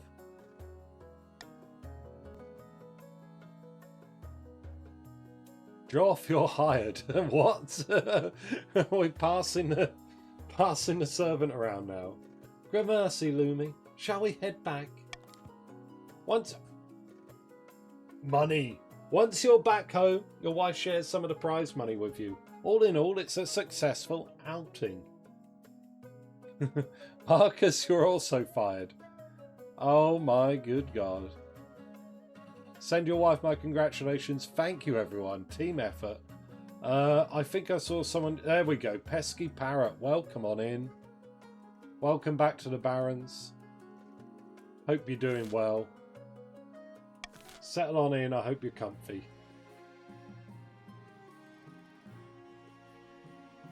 Now then. Here we go. Your Majesty. The Republic of Kurth has levied extreme trade sanctions against us for our perceived crimes against them, notably your refusal to surrender Oreed to their custody. What can we do about it? That's for the Council to decide. Kurth must also be suffering from this, but we can't afford to wipe them out. Our people will soon run out of basic necessities.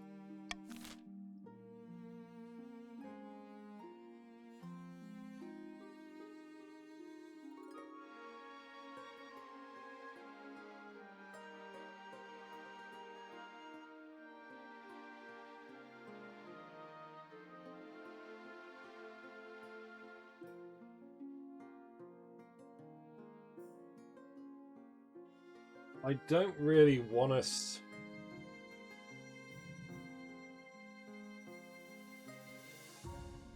Would I back out of it and offer concessions? I feel like I would.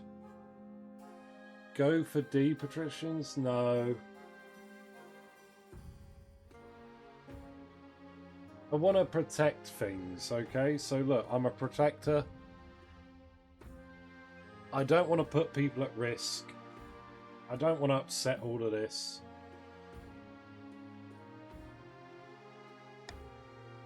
Gonna bribe you all to bribe Kurth. So we can call this off and draw a line under it, hopefully. All we gotta do is offer them some, like, nice little trinkets and maybe we can smooth this over. Vote C for Golden Choice. Vote C for diplomacy, for peace, prosperity. We don't want any more ports being blown up.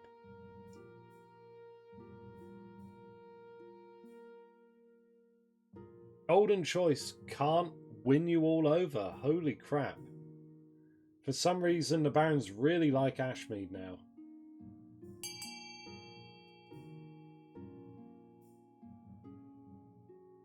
Whoa. What is going on? Okay, what is that? 13, 14, 15, 16 of you. So what, there's a handful of people left. 17 now. Okay. 4 people have yet to vote. I'm going to do a final countdown. 3, 2, 1 in the chat. And then we'll move on.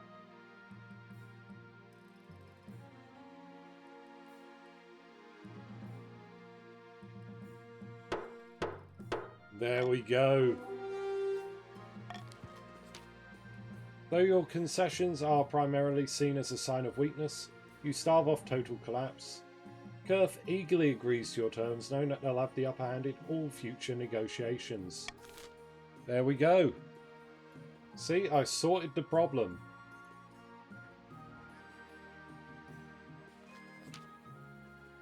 Your marriage to Octavia has leaped from strength to strength over the past few months.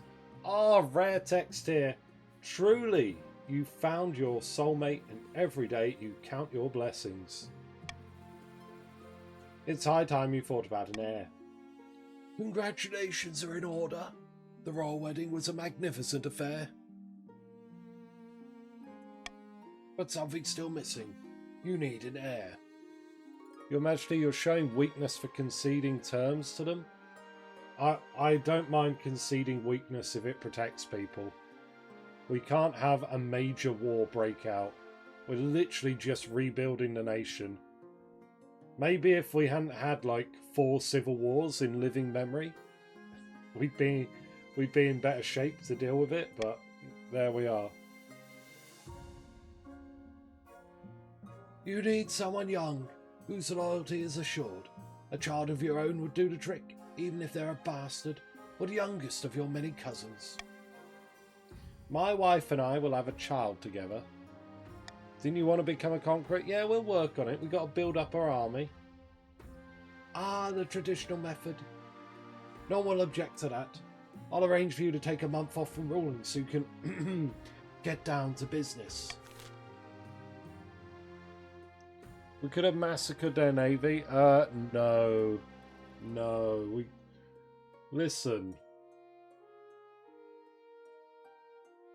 It's better to focus on keeping our own numbers up than attacking others. Somewhere in the march, Baron King Ulzu sits at a banquet, gnawing on a greasy chicken leg. They and their fellow plotters discuss their scheme between mouthfuls. The kingdom's not exactly peaceful, but there's still no way we could stage the abduction of the monarch without being noticed. We need chaos. The Baron's aim is to lower stability to 4 or less.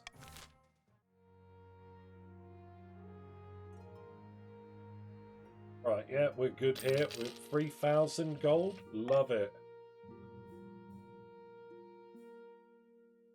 Oh shit, what's happening? Oh no, a theft archbishop.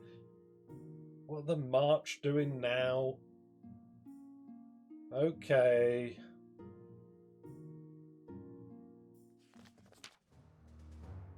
Your Majesty, I wish to speak with you about the situation in the March. The barons never treated their duties to the church with as much reverence as it deserves, but now the March has abandoned the ninth god altogether. Allow me to send some of my best missionaries into the March. It's for the good of the realm.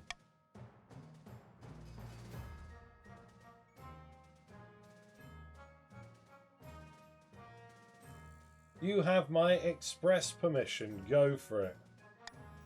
Wonderful. I'll make the preparations right away. The other regions are less than thrilled that you did not consult the council about the Archbishop's request, but it doesn't stop the mission from going ahead as planned. The results are less than promising. After being run out of more than a dozen towns in the march, the missionaries head back to the capital with their tails between their legs. Still, the Archbishop hopes their preaching might have laid the groundwork for future attempts. We've got to convert the barons back to the ninth, apparently, because there's a dangerous cult. Pesky Parrot, welcome on in. How you doing? The priests bring ever more concerning reports of a wild cult at large in the march. These fanatics call themselves the 8th chapter. They claim to have found the arm of a dead god. Nonsense or blasphemy? Possibly both. Church attendance is already down, and with the tithes, we can hardly manage without tithes.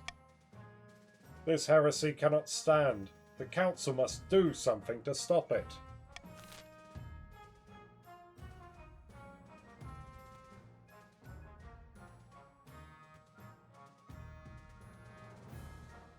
I think summon the High Inquisitor to break the cult doesn't sound great. Hey, Quizmanny, welcome on in. Quizmanny, where have you been put? There you go. You're in the patricians. You've come straight in with a join. So I hope I'm right in assuming you know how to play. But welcome on in. We like to play with some mild roleplay rules here. So please try not to sweat it. If you see any of your fellow nobles here voting for things that don't necessarily advance their scheme. And yeah, get comfortable. Feel free to ask any questions in chat. Alright, I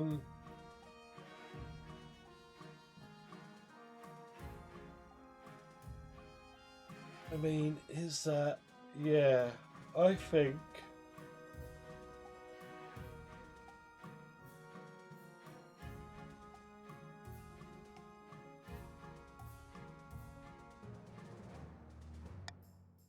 I'm going to pay you to send a spy. B. Golden choice on B.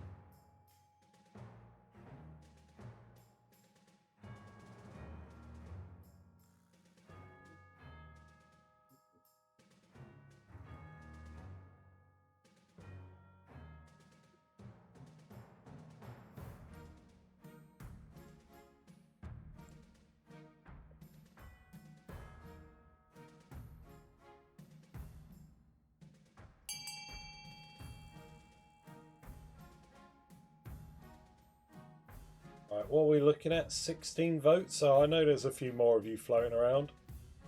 Come on, if you've yet to vote, get on in. Come and grab your money. We'll try and summon the High Inquisitor. I do like the High Inquisitor, by the way. She is pretty cool. Alright, I'll do a final countdown in. 3, 2, 1, and we'll be moving on.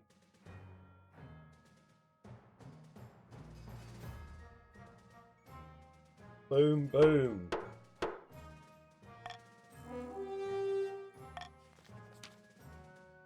You dispatch a spy and hope to hear back soon. The nature of subterfuge demands those in charge remain in the dark. Alrighty. Finally, a theft. Ugh. My liege, this is an outrage. I demand justice. Keely, what's up?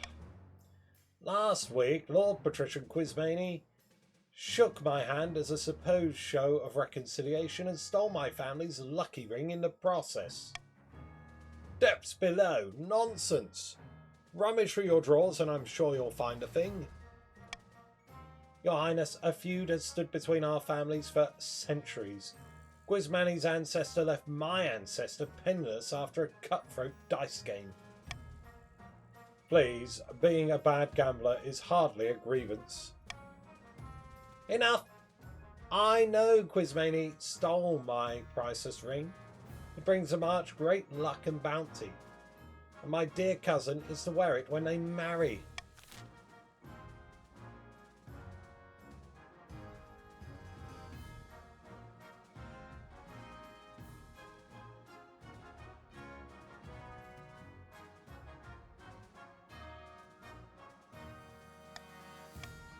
A proper investigation is in order. It's just a missing ring. We'll get to the bottom of it.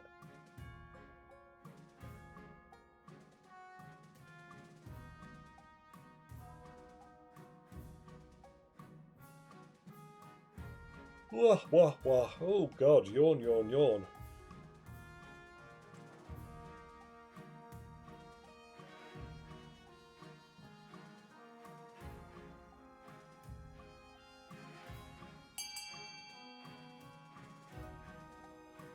Okay. We're looking good for the investigation, I think.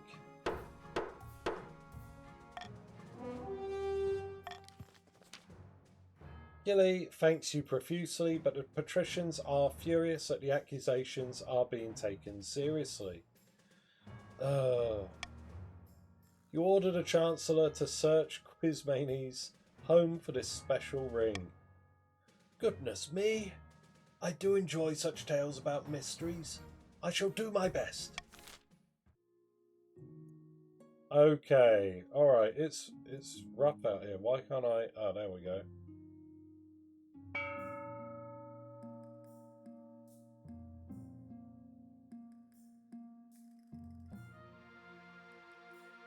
I do want more stability. I want peace, so we're going to have that. Call for unity.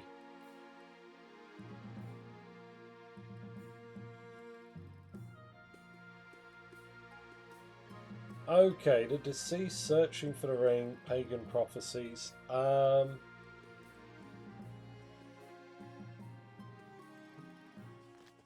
Start here. The elderly patrician, Demetra, a cousin many times removed from Lady Patrician Kitty Caffey II, died in her sleep last week. She was nearly 90, would you believe? I'm sorry, a friend of yours? Not at all, Your Highness. She was very wealthy, however. But she could have spent more time on her accounts. She died without a will, and the nobles are scrambling for her estate. Lady Patrician Demetria was my relative. I wrote to her at least once a year. Of course the estate should be mine. Seven Seas, where are you? There you are. Welcome on back. Seven Seas of the Pats. My late great-grandfather used to play backgammon with her. He swore she intended to leave it to our family.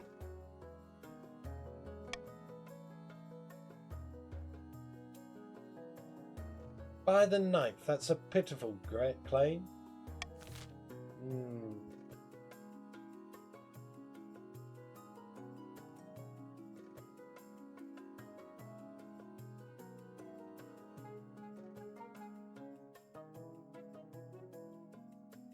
I think I need to cheer up the Pats.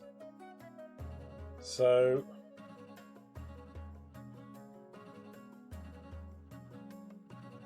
although the trade is tempting, I'm going to do golden choice. Everyone gets money if we give it to Kitty Cafe. Yeah.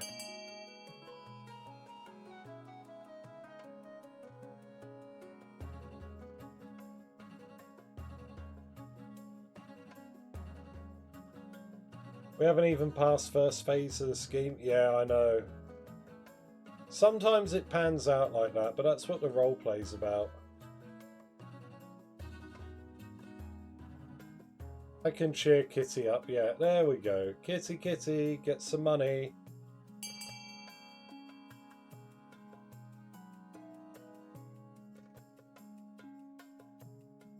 But yeah, it's the ebb and flow of the game. Sometimes you have a rough one, and it doesn't go the way you like it. The only people that have had a good run today are the Chiefs, for God's sake. Why the Chiefs couldn't just be loyal for once? For once, can the Chiefs support someone they put on the throne? That would be nice. Drake, welcome on in. There you are. Return. Oh, you're a new chief. There you go. Okay, 15 votes. I think that's most of you. There we go. You're in the Chiefs. Yeah. Chief Bonkle shakes their head, muttering with their friends about favouritism in the council. But Lady Patrician Kitty Caffey II and other patricians are delighted. They even send you and the treasurer a gift basket as a token of their appreciation. I want to re-roll military trait? No. What?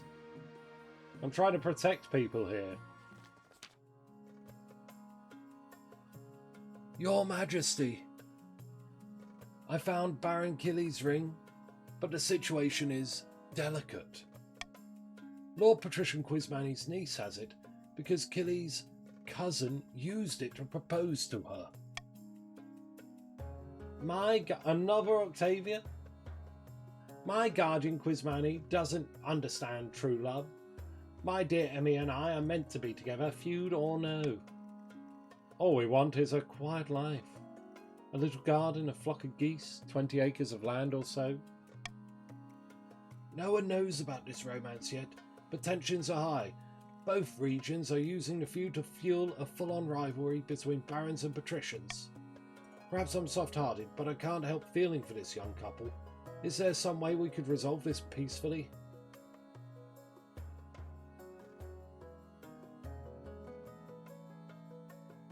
You know what? I do have excess cash. And I do want everyone to simmer down.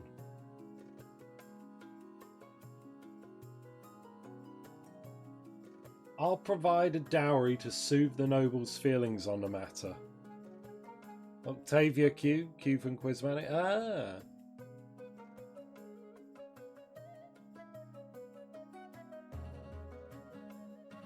Do I want to spend it though?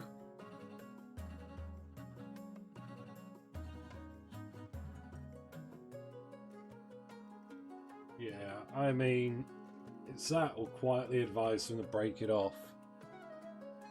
Yeah, it is. It's a big bribe. Here we go. When the announcement is made that the monarch formally blesses the upcoming marriage of Emmy and Octavia, the cash soothes the guardian's feelings. As wedding preparations begin, the story of the love-struck couple catches the imagination of march of peasants who work together to make a huge cornucopia as a wedding gift. There we go.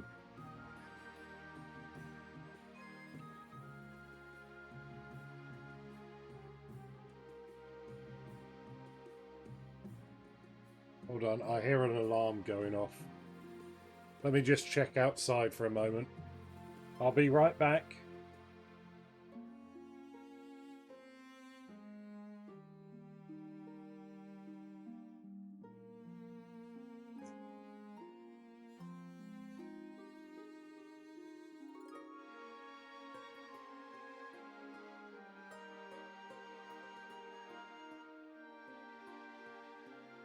Okay, whatever it was, it stopped when I poked my head outside the door, so it must have been someone's car alarm.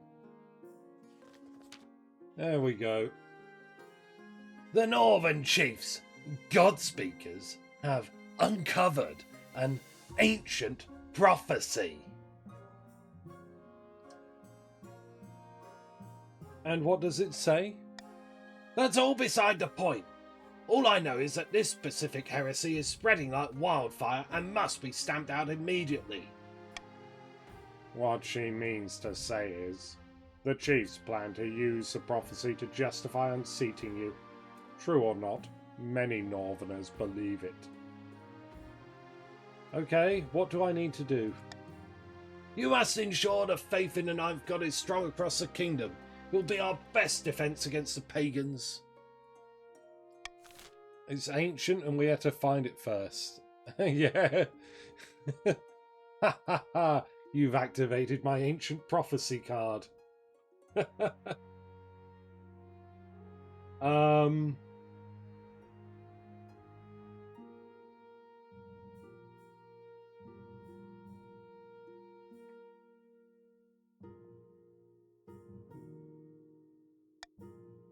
What I'll do...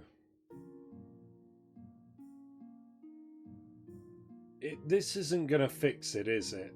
And I mean, I am. I'd like to delay it. I am a pagan, so...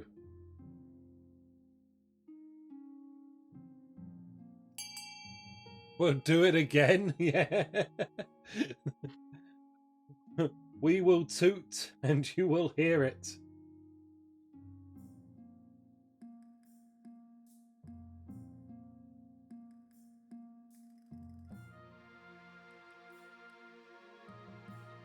Goddamn chiefs and their goddamn prophecies. Almost as bad as Ragnarokin.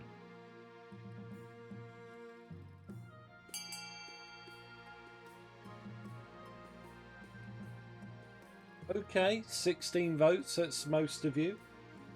Do a final countdown as it is quite close.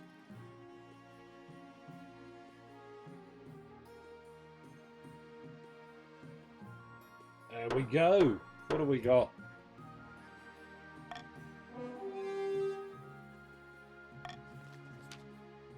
You have your scholars and theologians discover another ancient prophecy which contradicts the first, written on older stone tablets found in the same archaeological site. Checkmate. You're not the only pagan in the game. I can find an ancient prophecy as well, don't you know? The Northern commoners are not sure who to believe. You've bought yourself some time. The Chiefs' next stat goal will not be evaluated until the end of next season. Fantastic.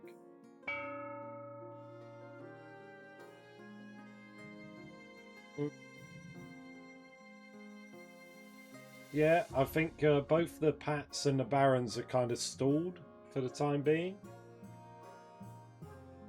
The Chiefs are going to get a march on at the end of this season, though, and that's going to be a little bit... It's going to be kind of rough. Oh, my heir is here. My heir is ready.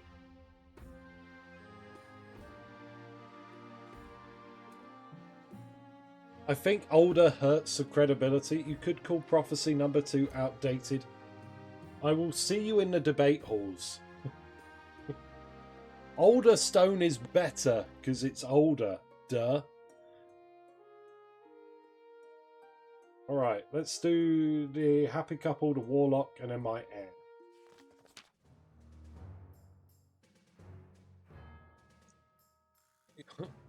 You know what? You have hair.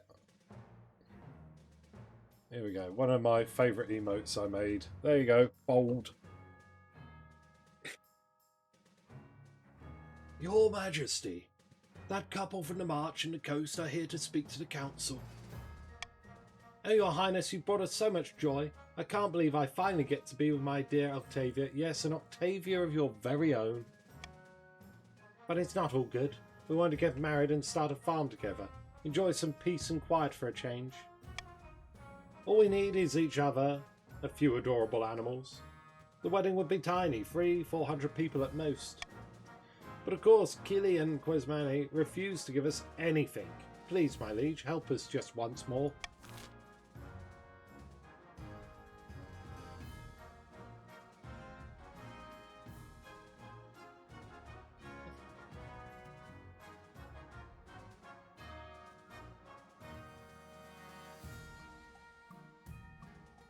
You know what? If that's going to be the case, I'm going to say...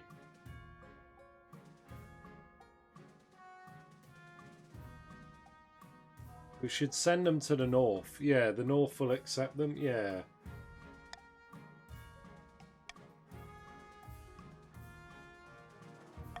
Wait. Yeah, I'll do golden choice on it. I'll pay you to take them up to the north. And then that should settle all our accounts. And everyone will be happy, right?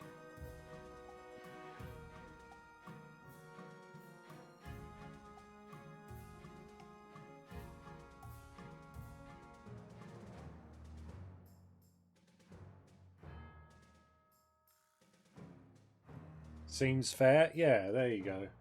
Right, golden choice is on. While that's running, I'm going to go to the bathroom right quick. Ravager, well, come on in. There you go.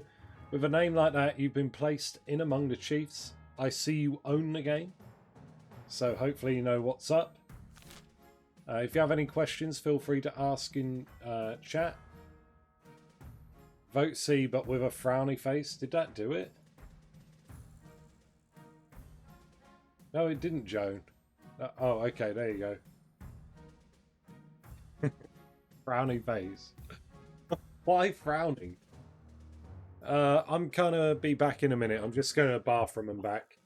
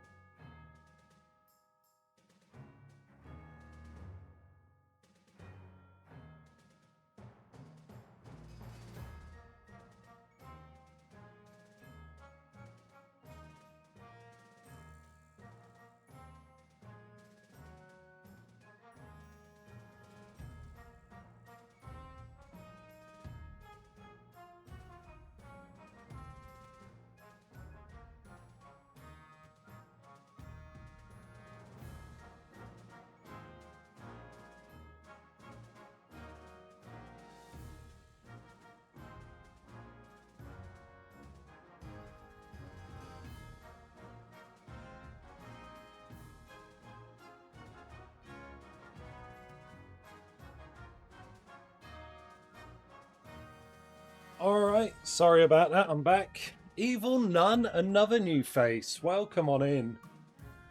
Holy crap. Where are you? There you go, you're in the Patricians. Welcome aboard. Alrighty, well, I think that's enough time for voting. Any of you new folks, we like to play with some mild roleplay rules? So, oh, Nun, did you get the money for that? Hold on. Yeah, oh yeah, look, you got in just in time. Excellent. But yeah, so if you see any of the other nobles voting for stuff that doesn't help the scheme that they're in, they're just doing it for their own roleplay reasons. I myself am roleplaying with Monarch Lumi here, trying to be a prudent protector. So we're trying to keep everyone safe on a budget. Is pretty much the gist of it.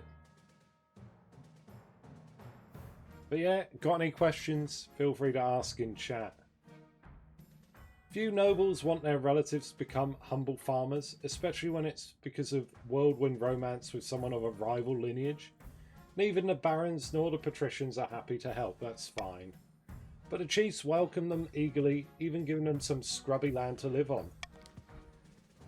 As it turns out, the lovers have a knack for wilderness life.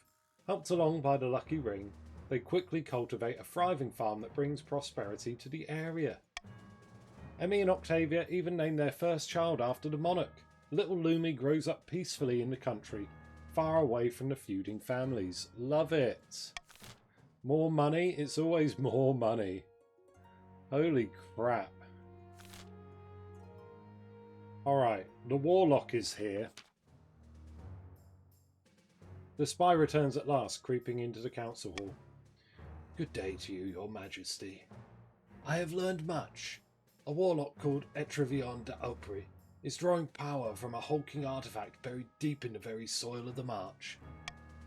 Etrivion is preaching that the time of the church is at an end, and that this limb of the eighth god will bring freedom and prosperity.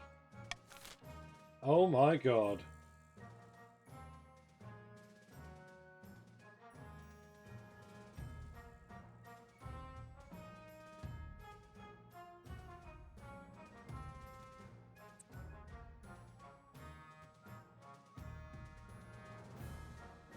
If that warlock gives our military a boost, I mean... I don't want to know. How do I say that? R-E-R-A-N. Ran. Reran. Welcome on in. There you go, you've been placed in the Pats. Thank you for joining us. Oh, lordy. So many new faces today. I don't know what's... Is there no one else playing? Or something like that? None of these seem appealing. They don't, do they? I mean, the assassin is nice if it pulls it off, but frankly, it might be time to start fighting some battles. We can't be having some evil warlock and a cult of heretics brewing sedation in the march. This is not a good ending. Do love the thrill of a gamble? Oh no. Well, here we go. I think we're going in with the military. The chiefs couldn't beat the bear. Can the barons beat a warlock? Let's go gambling.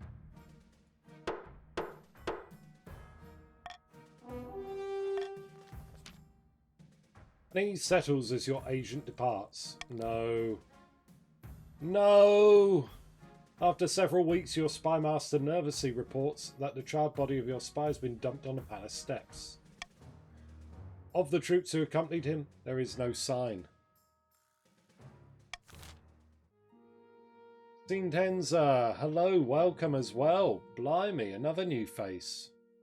What is going on? Where are you? There you are. Welcome to the Chiefs.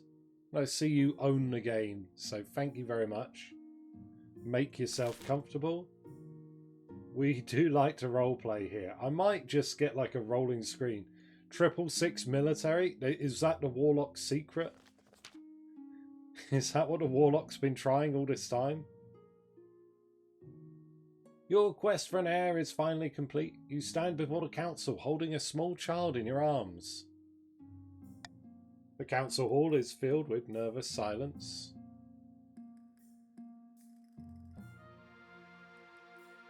Allow me to introduce you to my son. The assembled nobles break out into polite applause. By designating an heir, you cemented the stability of the kingdom.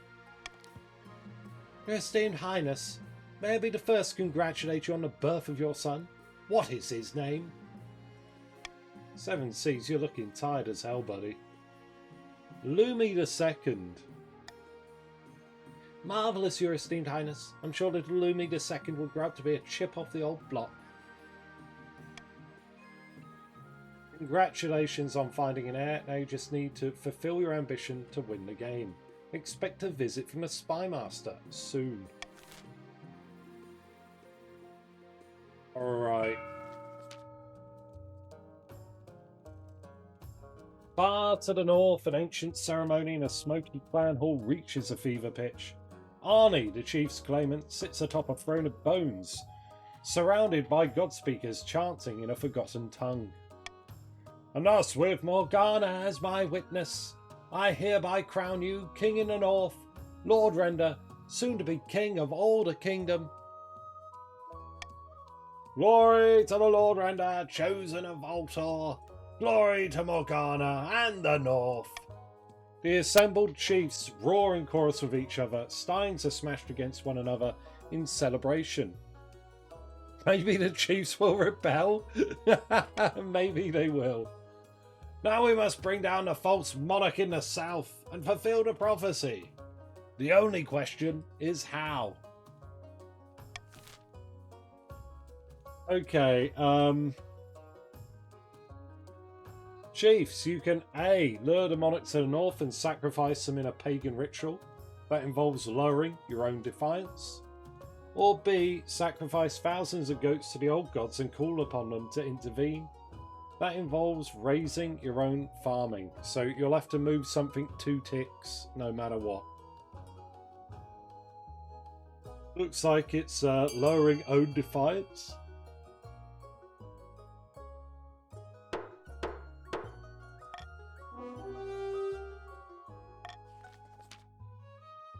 And so it is destined, and so it will be. Spread the word to all Morgana's children. When the Thronebreaker has risen, and the false monarch will fall. But first we drink, in honour to the gods.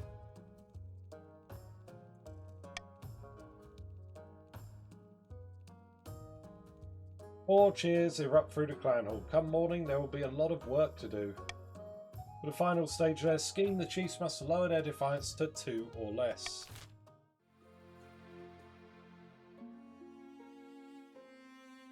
Alright, the only thing that can be manipulated here then is stability.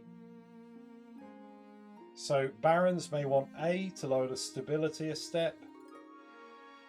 Me personally, there's no military around. B the cathedral for some faith in the north. Not terrible. There's a lot of treason and heresy about. But I think E the Grand Bazaar is better bet. E the Grand Bazaar, we'd like that because then the patricians aren't broke. So here's a list with everyone's money on it.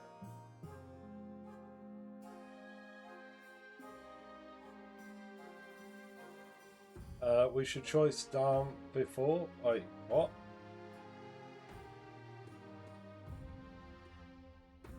Sentenza, yeah, you're here, I think. Hold on, where are you? There you go, you're in the Chiefs. Oh, I'm sorry, yeah, you didn't have a pronoun when you first joined.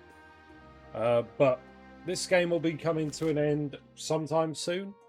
And then we'll be carrying on the Dynasty in another reign. Hopefully, King Lumi II. At which point you shall be able to do a new pronoun if you like. No worries. So yeah, here's how much money everyone has. You can see your own money in the plugin if you're online. I don't think it works on mobile.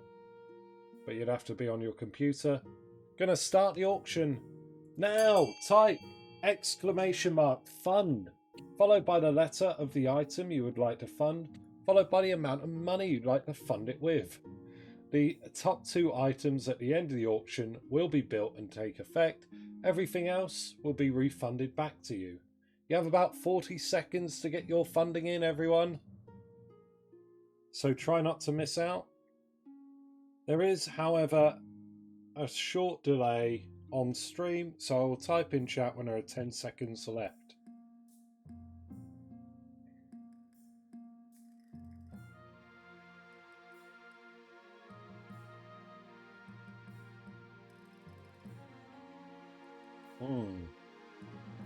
Let's see, C and A. Okay. Boom. Go, go, go. Don't miss out. Don't miss out.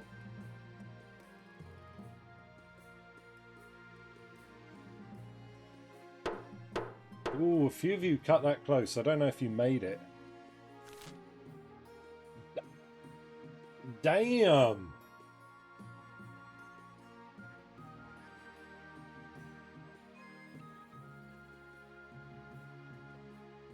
I don't know what to say. Ephra. Sniping. Congratulations. That's another theatre. Oh, Lord. Alright, let's deal with... Laughing Stock sounds less serious. We'll deal with that first. Sorry, Rihanna.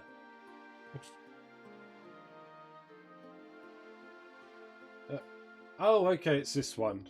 Okay, I thought this was where you ignored me in the council chamber. Your Majesty. The acclaimed playwright Chauncey Blindwood has written another smash hit. All the theatres in the capital are showing it nightly. What's the problem? The problem is that the new play features a character obviously based on you. I don't like where this is going.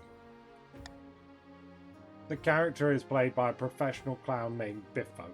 At one point, a bucket of custard is upended over their head as they sit down on the throne. Your Highness, peasants and nobles alike are watching this play. The theatres are packed. You must stop it. You simply can't be known as Monarch Biffo.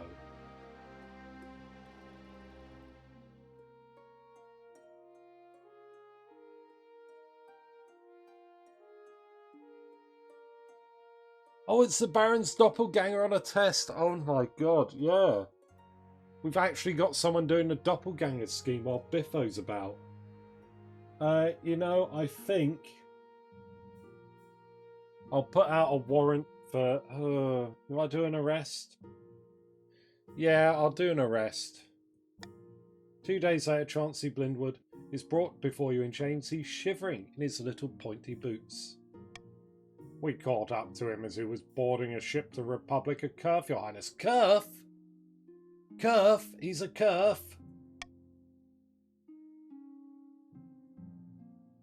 Please, have mercy.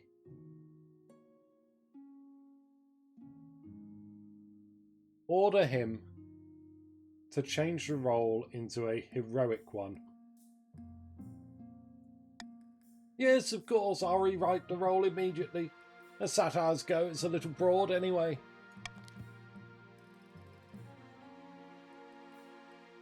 When the play is re-released, everyone agrees that it's lost what made it special. Many of the nobles are furious that you arrested and threatened the great Chauncey Blindwood. But at least you dealt with the threat to your authority. There we go. Everyone's happy now. Let's deal with this. A strange letter has arrived, Your Majesty. I think it must be from Etrevillon d'Aupry. You reach out your hand and take the letter, and it bursts into flames. The spymaster throws the burning missive to the ground, and the next moment it morphs into a screeching spirit made of living fire.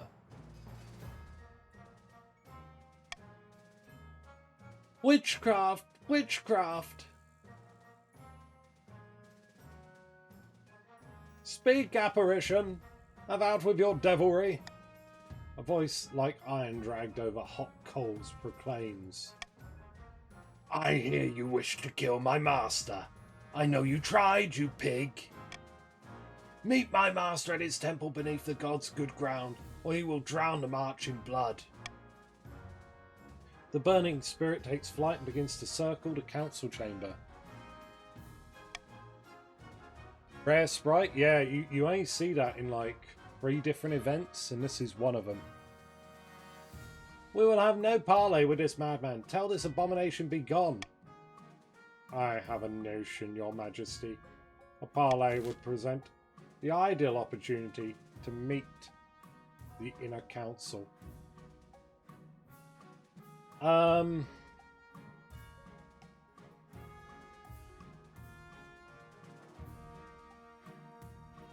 Listen, everyone.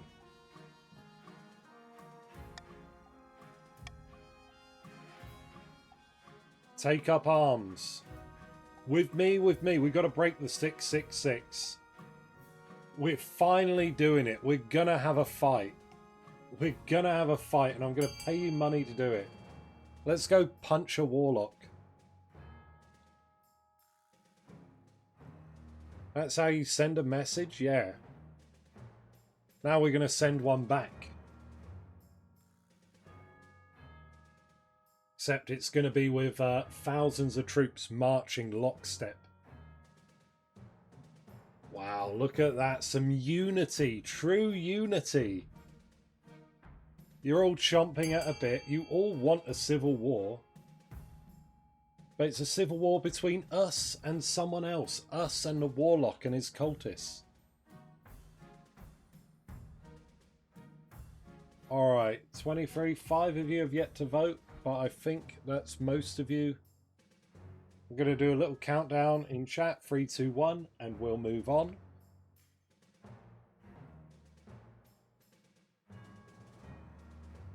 Boom, boom.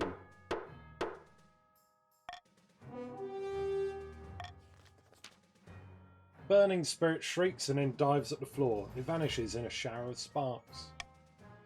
Your spy master approaches the scorched marks and looks troubled. It is an image of you, your majesty, hung from a tree. Let us pray. What?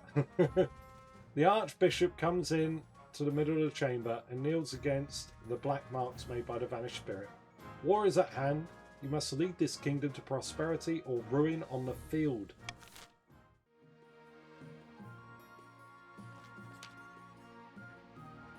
At the start of your reign, you said you wanted to be a conqueror. You look like you plan on living up to those words. The kingdom's army is stronger than ever before. Well done, your majesty. But to shut down your nobles scheming for good, we have to build on that reputation. Your advisors have some ideas. We should crush these disloyal nobles, take command of their armies and force them to submit. Or if you're looking to unite the nobles rather than smash them, you could declare war on the Ashmedian Empire.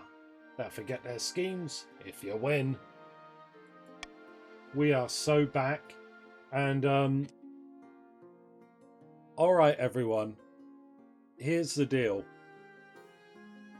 Farming is my second archetype. Military and farming. Once we're done with this warlock character, we're going to war with Ashmead. It's happening. We bided our time with Kurf, and now we're set. A wise decision, your majesty. I've already taken the liberty of contacting the Ashmedian ambassador. Greetings, your grace. I'm here to discuss the terms of our upcoming war. Negotiating the Empire's surrender, I hope. Ha, ha, ha, ha. No. The Ashmedian Empire is far larger than your kingdom. Didn't you wonder why we never squashed you like a bug? It's because we're divided by internal conflicts. It may seem like the Empire is ruled by its emperor. In reality, Ashmead is ruled by its generals, who battle endlessly for control of the capital. Hurry up and say your piece, then. I am here representing our good friend General Fahlenkamp, whose lands are safely distant from the border. If you were to invade, all we ask is that you send us your signal. What with that Egyptian? It's not an Egyptian. What? We'll launch civil war, taking advantage of the chaos to bump off some of our own rivals.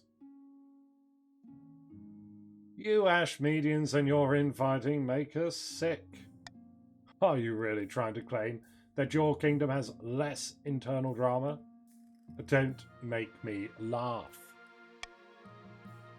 I will leave you to think on my words.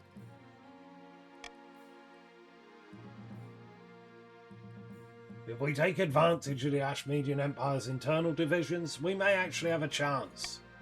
If you beat our oldest enemy, that would shut the nobles up for good. But winning still won't be easy. Your priority is to raise the kingdom's overall farming and military as much as you can. And of course, there can't be open rebellion among the nobles.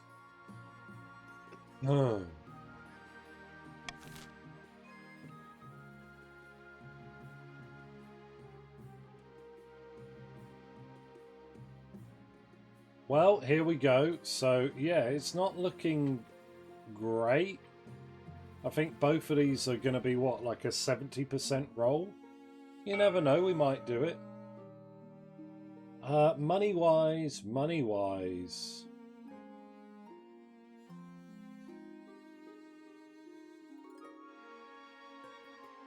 Hold on. Because I want it...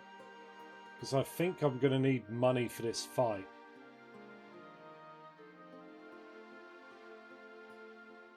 How much should that? 3,100? No, my liege. Yeah, all the panic. Okay, yeah. Are you out of your mind?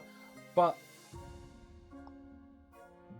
it's not robbery, it's just a war tax. We're getting ready for 2 wars, don't you know?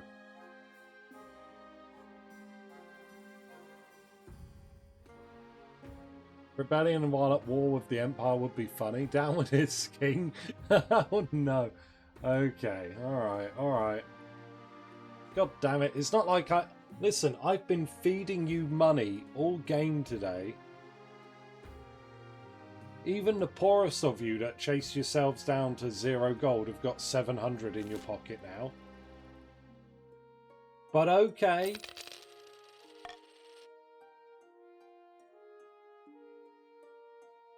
The Battle of the Arm and then pushing for change. Here we go. Battle of the Arm. You take your place atop the steed and join your marshal on the march to the march. Beside you, the High Inquisitor leads a regiment from the Church's holy orders. Ooh. You know what? We need to show unity. Das Thunderplan, welcome on in. Where are you? There you go. Wow, is this really the first time? Welcome on in, though. We're going to war in the march. Join your marshal on the march to the march. I think we have to rebuild the church. That's going to be a project and a half. The whole reason these heretics are here is because the church is in dire straits, so we need to show some solidarity. These heretics will pay for their arrogance in blood, your majesty. Who cares about that? Pagan king? Yeah, I might be a pagan king, but we got people summoning demons. Soon as you're in the sight of the Warlock's Wood, a horde of cultists have swarmed the surrounding vinlands. The ground snakes and the earth burst asunder. An enormous metallic arm emerges, scuttling on metal centipede-like legs. Holy crap.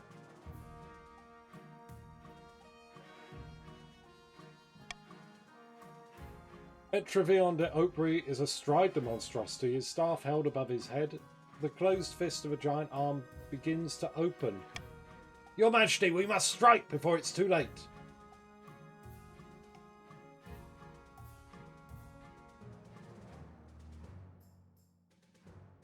Fill the sky with arrows.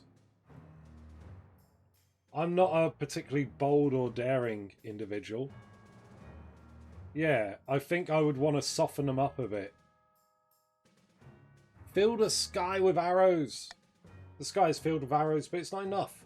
The 8th chapter surged forward like one furious behemoth. Your footmen struggle to keep the cultists at bay. You watch in horror as the great iron hand fully opens. A column of red fire pulls out in long, hateful tongues. A swath of your troops further up the hill vanish into ash. Holy shit! Your marshal sounds a retreat and your forces flee, pursued by the deadly light of the arm of God. The day is lost. You must slink back to the capital and see what remains. They shot a laser at us. This is less than stellar. After a particularly long council session, Octavia comes to find you in your chambers. Wait.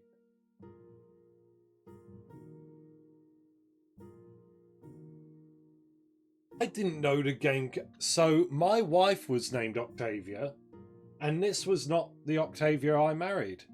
This is the Octavia that married Emmy, or whatever their name was, of the March.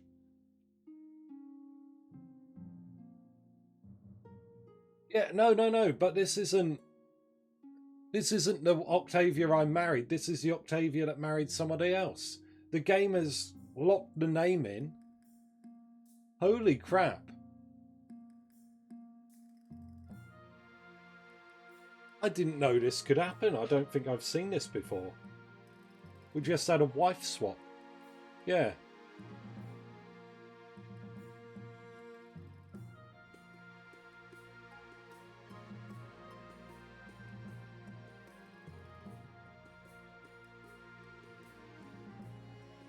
Where's Morgrim? Oh no, Morgrim's away with their family today. But yeah, it must be exhausting dealing with all these nobles arguing. I wish they could set aside their differences once in a while. Yeah, it is a bug. Joan, this is not your heir, right? This is not the woman I married. Correct? I'm just checking. I'm pretty sure they had brown skin and blonde hair. Well, what can you do? I was thinking, what if we did something to make things better for a change? I want to teach the peasants to read. Imagine what the kingdom would be like with schools for ordinary people.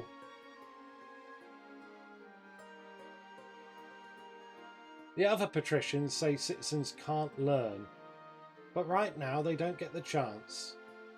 Well, we'll need to be careful with the budget.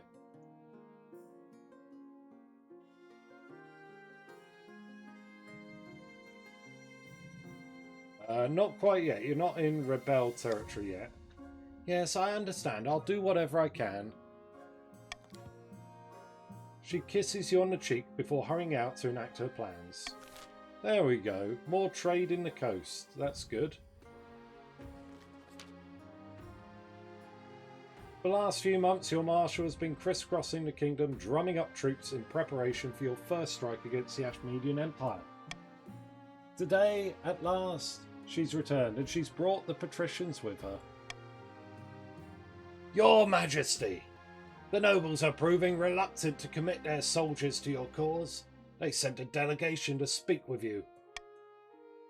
Your Serene Highness, of course we support a war with the cursed dogs of Ashmead, of course we do. We're more patriotic than anyone. But we're concerned about the harvest. Your marshal is telling us to raise all our able-bodied levies. If we do that, who's going to gather the crops? The kingdom could starve.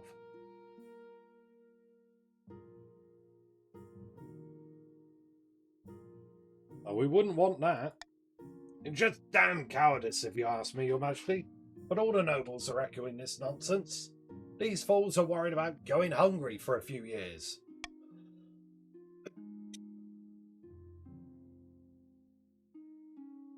Literacy? But how would I pull out more fake prophecy? I mean, decipher real and ancient parchments. Yeah, okay. If they can read the prophecies, they can't be tricked by the prophecies. Until we persuade them that the kingdom will survive, they won't commit their full forces to our banner.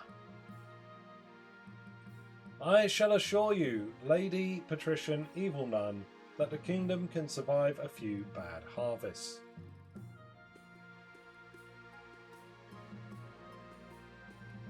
Yeah, no, I'll have a VOD up of the entire thing. The fuck? 80% failed? Regrettably, Your Serene Highness, we can't commit to a war right now. The kingdom would starve. Oh, lordy, lordy, lordy. Damn cowards, a lot of you. Don't call us cowards. My ancestors have a proud tradition of bravely sending off peasants to die in Ashmedian fields, and I wouldn't dare disrespect that. Just give us time to build up supplies first. I couldn't bear to go an entire year without brunch. It proves impossible to convince your nobles to lend their banners to your crusade against Ashmead, not while the granaries stand empty. They're not empty, we're fine. To improve your chances of victory, focus on increasing the kingdom's farming and military as much as possible in the next 2 seasons. The challenge will decrease in difficulty with each failed attempt. No, that was an 80%. It'll be 100% next time if farming doesn't get worse.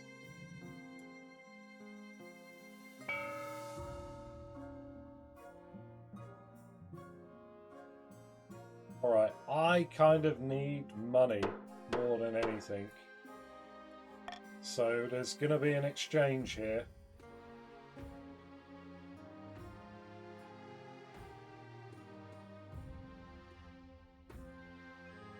Let's go to the contested wreck. X-Drake, hello buddy. Looking good.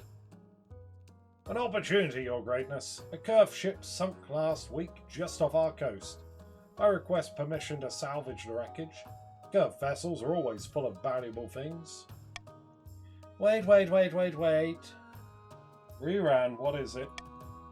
It might be off your coast, but it's in our waters. By the ninth. In fact, it's closer to our city of Hyphos than any of yours. But you ceded those waters years ago, in exchange for a chest of silver. You're having money problems. Your Highness is in council. Don't let this liar fool you.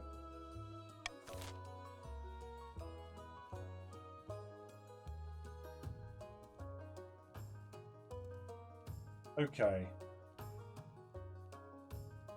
You know what? I want the Pats to be happy at the minute, because they're the most grumpy.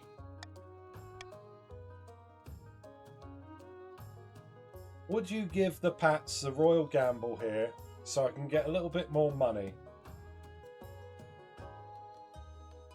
And in exchange, hopefully, I think I'm going to need cash to rebuild our forces. Hopefully I'll have the cash to win the fight against the Warlock. So kindly consider voting B. I literally had to buy the waters years ago. I'm sorry about that. Oh Lord, here we go. What is happening? Why? Why? Why? Okay. Damn, if only I'd had call for unity still. Okay. Why? Why must the Chiefs have it? I'm too handsome? Is that it? It's not a beauty contest. My lord, it's in their waters. Ah! I just lost money. Oh, but congratulations to the Pats, I suppose. They get to move out the first stage of their scheme now. What? But it's in our waters. Move over, the council's word is final, isn't it? The operation goes ahead and yields a great bounty for the chiefs. Spices from Atesh, soulish pearls, and a strange music box that sends everyone to sleep.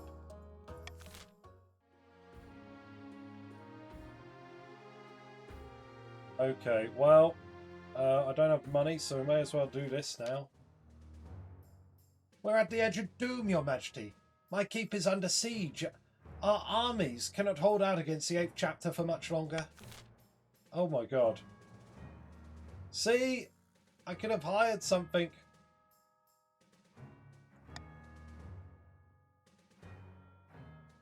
No peace. No peace. Assassin or bust. Enjoy that. He who controls the spice controls all. Hold on.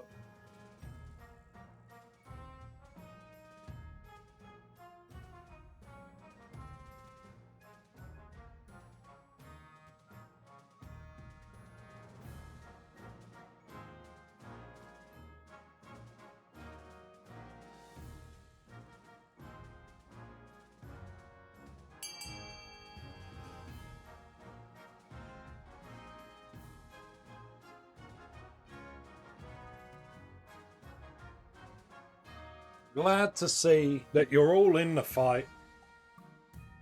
Send the assassin.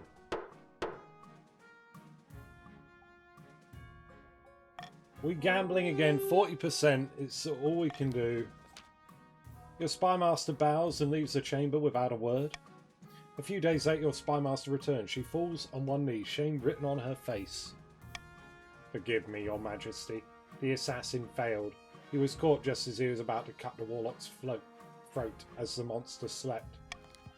At least the Viper's children have agreed to give you your money back. Well, at least there's that.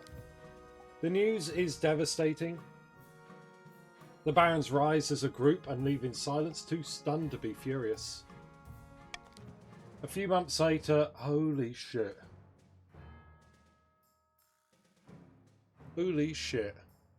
A few months later, the 8th chapter sees an entire Marcher city. The barons are forced into a humiliating peace with them. Etrevillon de Aubry reigns there now.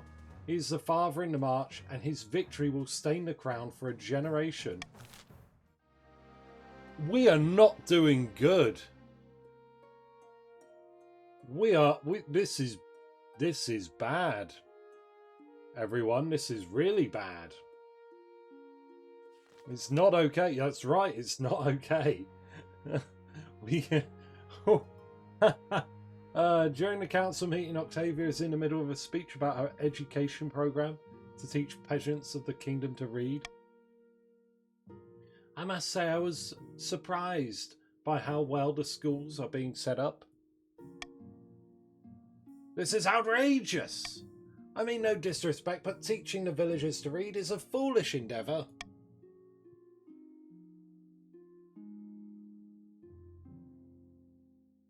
Why do you think so? I understand it means a lot to the Queen Consort, but it'll cause chaos. If the gods wanted common folk to read, they'd have given them the eyesight to do it. Their eyes aren't the problem. Besides, it's expensive. The nobles will be bankrupt by the time this is done. The nobles murmur amongst themselves, looking between Octavia and Chief Ravager. This is ridiculous. We should call a vote like nobles instead of arguing like villagers.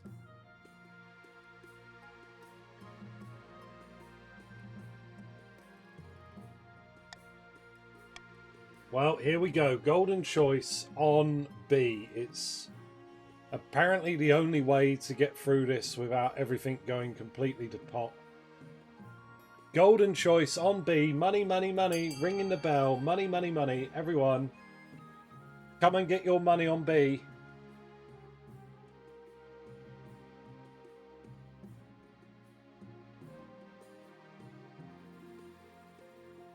You dare question Octavia, the second wife. She's doing great work, by the way. I do kind of like this.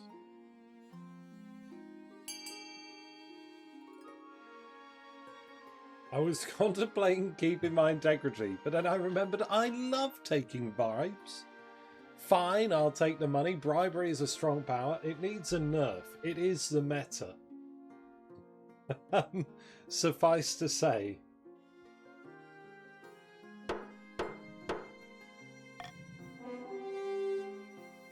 Oh, Noble Dragons, when did you get here? Hold on. Noble Dragons, you're not in the game. You have to join, buddy. I saw you try and vote just now. You'll have to type join, followed by exclamation mark join, followed by your pronoun of choice. Odds be good. Mark my words, Your Majesty. This will end badly. Thank you for doing what needed to be done, dear one. I promise by the 9th that I'll make it work. Oh, I'm in the game. Ah. Okay, no worries. I changed my Twitch name. Oh, okay. So did you vote there? I'll check next time. I don't know if the name change affects it. And she does. Soon schools are set up all across the kingdom, despite many nobles grumbling. As literacy rises and education becomes more widespread, the peasants and teachers alike send showers of letters and gifts to the palace. Look at that. Look at that. Fantastic. Mwah. Mwah. We've never been better fed. Now we can go to war with Ashmead. Literacy was worth it, yeah.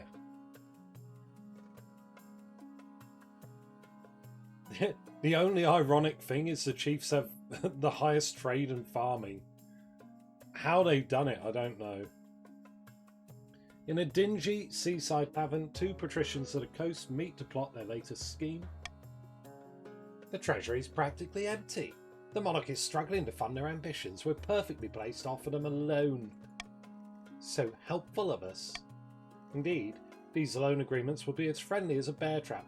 Absolutely loaded with hidden catches in the small print. Now watch me work my magic. Good evening, noble patrician. What exactly is the purpose of this meeting? I've heard about the monarch's recent money troubles, and I thought we could both benefit. Sign here, and here, and here. This agreement does seem fair. Very well. I will sign. The monarch will be pleased. Good night, noble patrician. May the ninth bless you. See, easy as pie. But that's not enough to bankroll the monarch. The rest of the kingdom must be in debt to us as well. To advance their scheme, patricians can't catch a break. To advance their scheme, the patricians must have the highest trade of all regions in 3 seasons.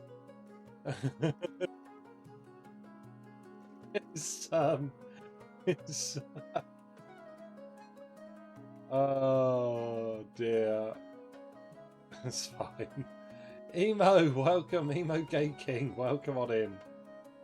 Where the hell are you? There you go. Welcome back to the Barons.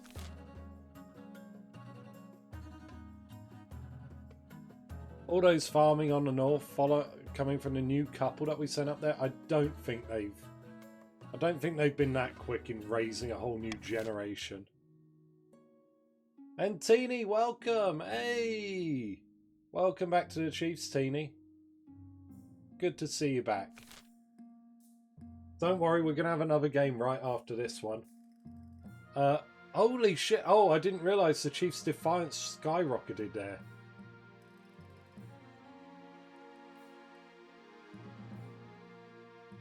Yeah, everyone's pretty much locked out at the minute. No way. Both the Barons and the Pats can rebel? Okay, alright. We're going to start with losing relevance.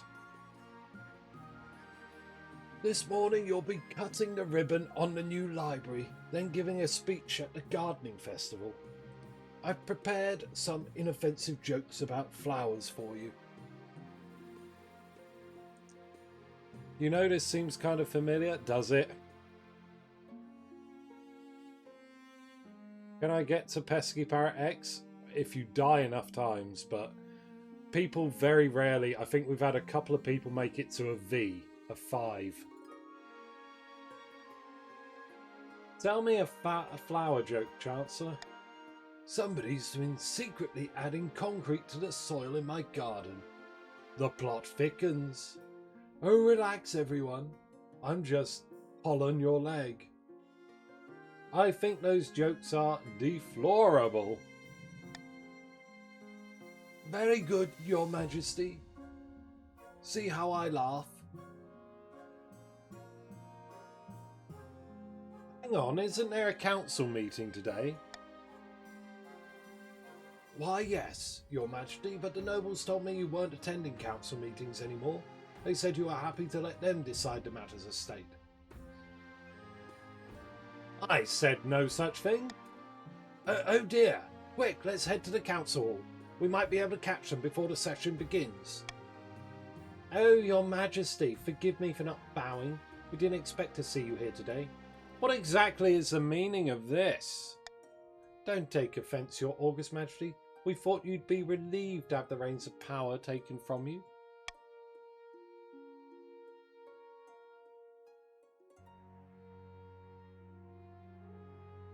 Oh, did someone, oh, you rolled for the thing? Yeah, rules are rules for a reason, is 10.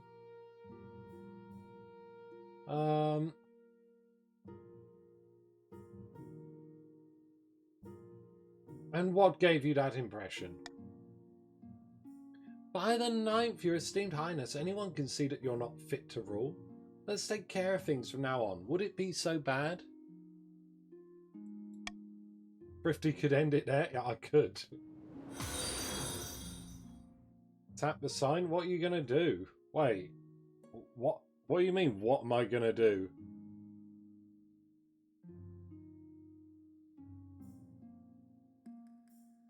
Probably going to throw her in the dungeon, to be honest.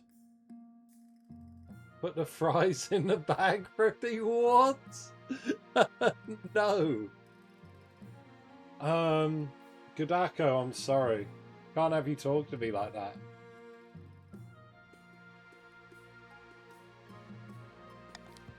As Lady Patrician Gudaku, the timekeeper, is dragged to the dungeon, you turn and see that the other nobles are banging and scraping before you. That's better. Salutes in chat. Gudaku is gone.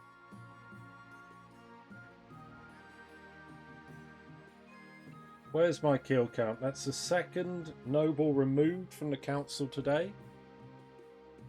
We are cooking. Prepare for 3.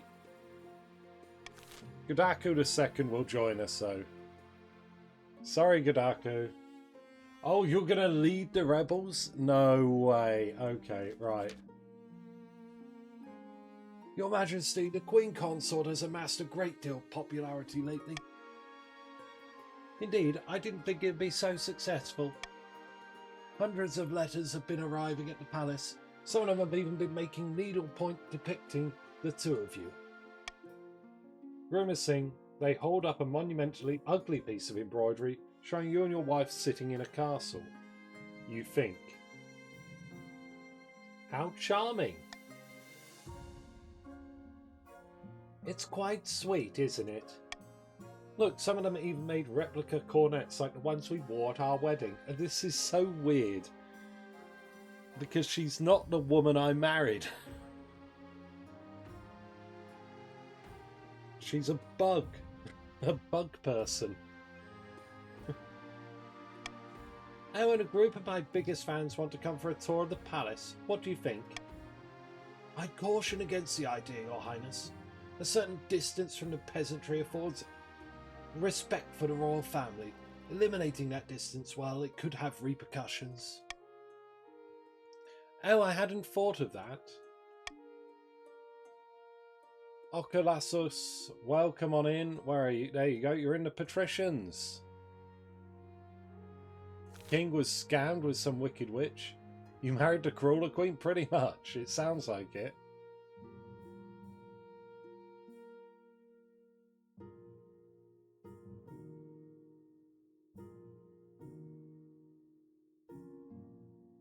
Throw open the gates. They can tour the palace. Why not? Marvellous. I'll arrange for it directly. Without delay, the tour is announced. There begins a long hall of citizens trundling around the palace in muddy boots, staring through windows and poking at things they shouldn't. You get little work done and no peace at all. The nobles call you the peasant friend and laugh behind your hands at the increasing production of needlepoints made in your image, but amongst the commoners, you and Octavia have never been more popular. Alright, here we go, everyone. I think this is going to end it. Farming's high enough. Military's pretty good. Highlight my message. What have we got here? Monarch Lumi. You will face our wrath for your crimes against the kingdom. First and most importantly, you clearly used underhanded tactics to make me lose to your wife in Split. Less importantly, but still important, you've oppressed the coast for too long. Take a seat on your throne while you can. Great stuff, Trocker. It's your own fault for firing your servants. Yeah. Your Majesty, I've been trying to gather the troops, but your nobles are still concerned over the kingdom starving. They're refusing to raise their levies. Well, here's the deal, okay? My wife taught the peasants to read and write. Now they are super good, much better, improved at growing crops. How's that? By the 9th, Your Esteemed Highness, you're right.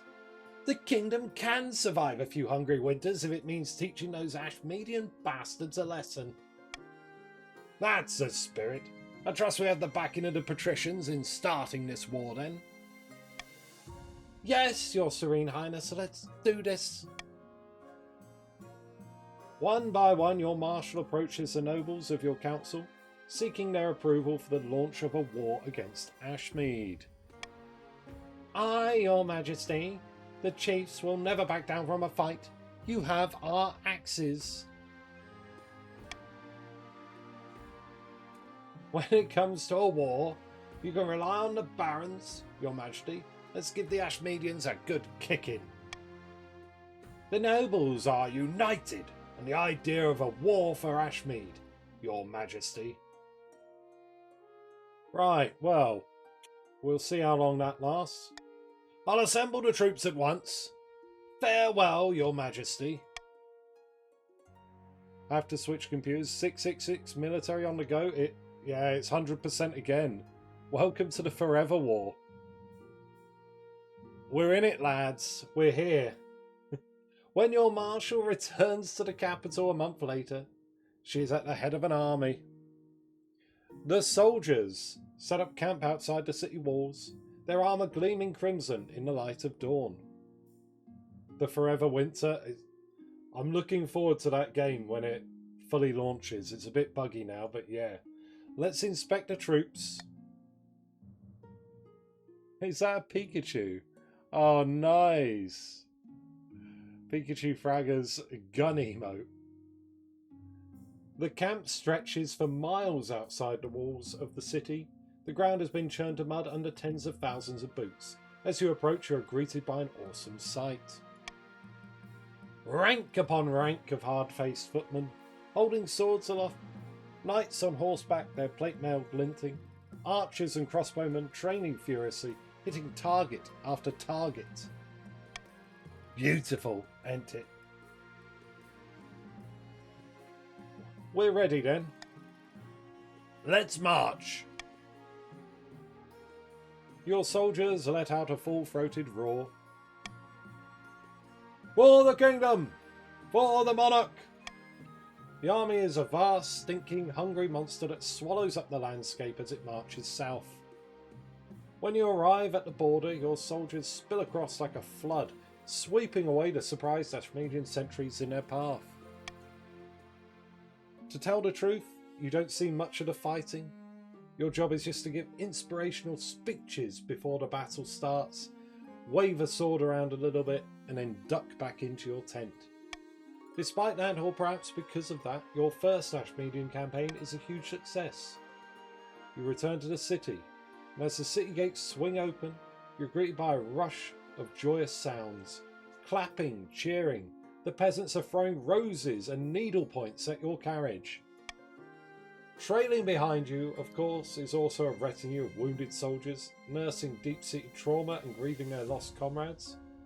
The peasants largely ignore them. Oh, hail the monarch, you conquering hero! Wave to your adoring fans. The cheering somehow gets louder. They really think you're a hero, even though you spent most of your time in a tent looking at maps. When you return to the palace, your wife is waiting for you, your heir Lumi II in her arms. My darling, you're back. I've been breathlessly following tales of your conquest. We have so much talked about. Little Lumi II has been growing up so fast in your absence. I'm sorry, dear, but the council has requested a meeting. Oh, of course. Well, hurry back, my love. As you step back into the council's presence for the first time in many months, the nobles all look up at you with trepidation. Welcome back, Your Majesty. Let me be the first to congratulate you on your victory. But now we can get back to the business of ruling. There are so many votes that need your attention. No. Excuse me? Did you forget there's a war on? But what about democracy? The Constitution? Did the monarch misspeak? We may have won a victory, but Ashmead will strike back, and strike back hard. We don't have time for votes. We need to prepare. And if your squabbling bastards don't unite behind the monarch right away, you'll wake up next year with Ashmeadian soldiers in your bedchambers. Do I make myself clear? Crystal.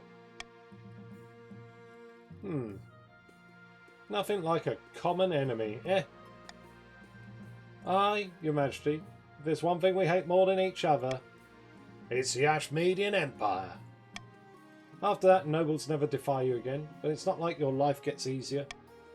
Your Majesty, I hate to interrupt your meeting, but I just received word that the Ashmeadian Empire is marching on our newly conquered territories. They're sending 30 regiments. We need to mobilise immediately.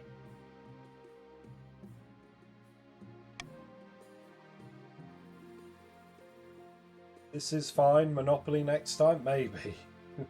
With a sigh, you head back to the palace to say goodbye to your wife. Here we go again. On the road again. Alright, let me just bring up the sign. GG everyone, thank you for playing. We're going to have another game pretty much right away. But first, look at that. Lumi II will inherit one of Lumi I's traits. Will he inherit protective? Or will he inherit prudent? And then the other one will be random. You've got 2 minutes to vote. There should be a poll available in chat. I'm going to put the sign away now. Hey, thank you everyone for the GGs, and thank you very much for being here. I'm going to read out the book while you vote, and then I'll set up the next game. We'll be going shortly. All that remained of the Baron's attempt to usurp the crown was a prisoner, deep under the castle, clad in an iron mask, and shrouded in rumour.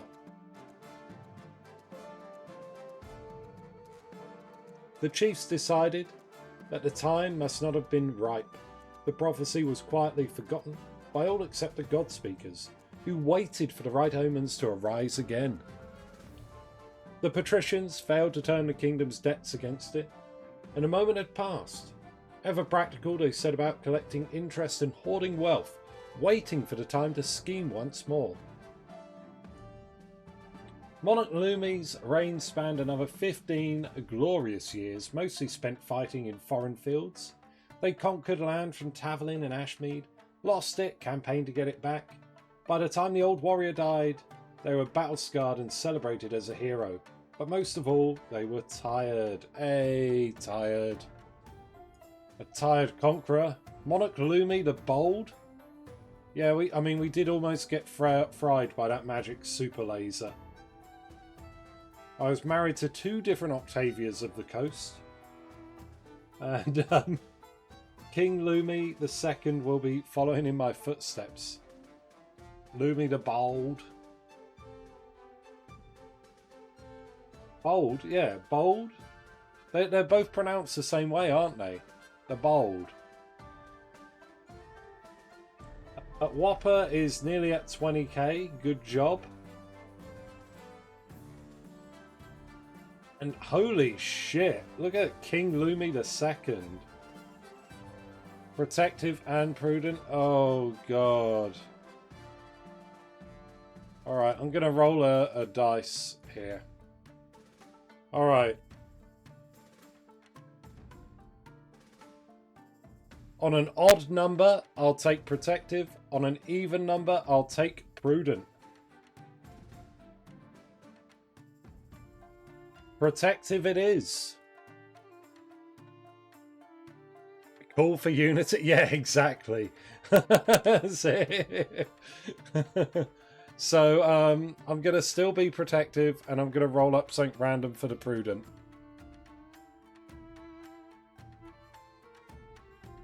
Oh dear. But yeah. Wow, look at that, everyone. We're doing fantastic here. And yeah, I'm looking forward to this. King Lumi. Oh, look at that. We've got some good stats in the game. Oh, we're going for another military run, though. Oh, God. Okay, all right.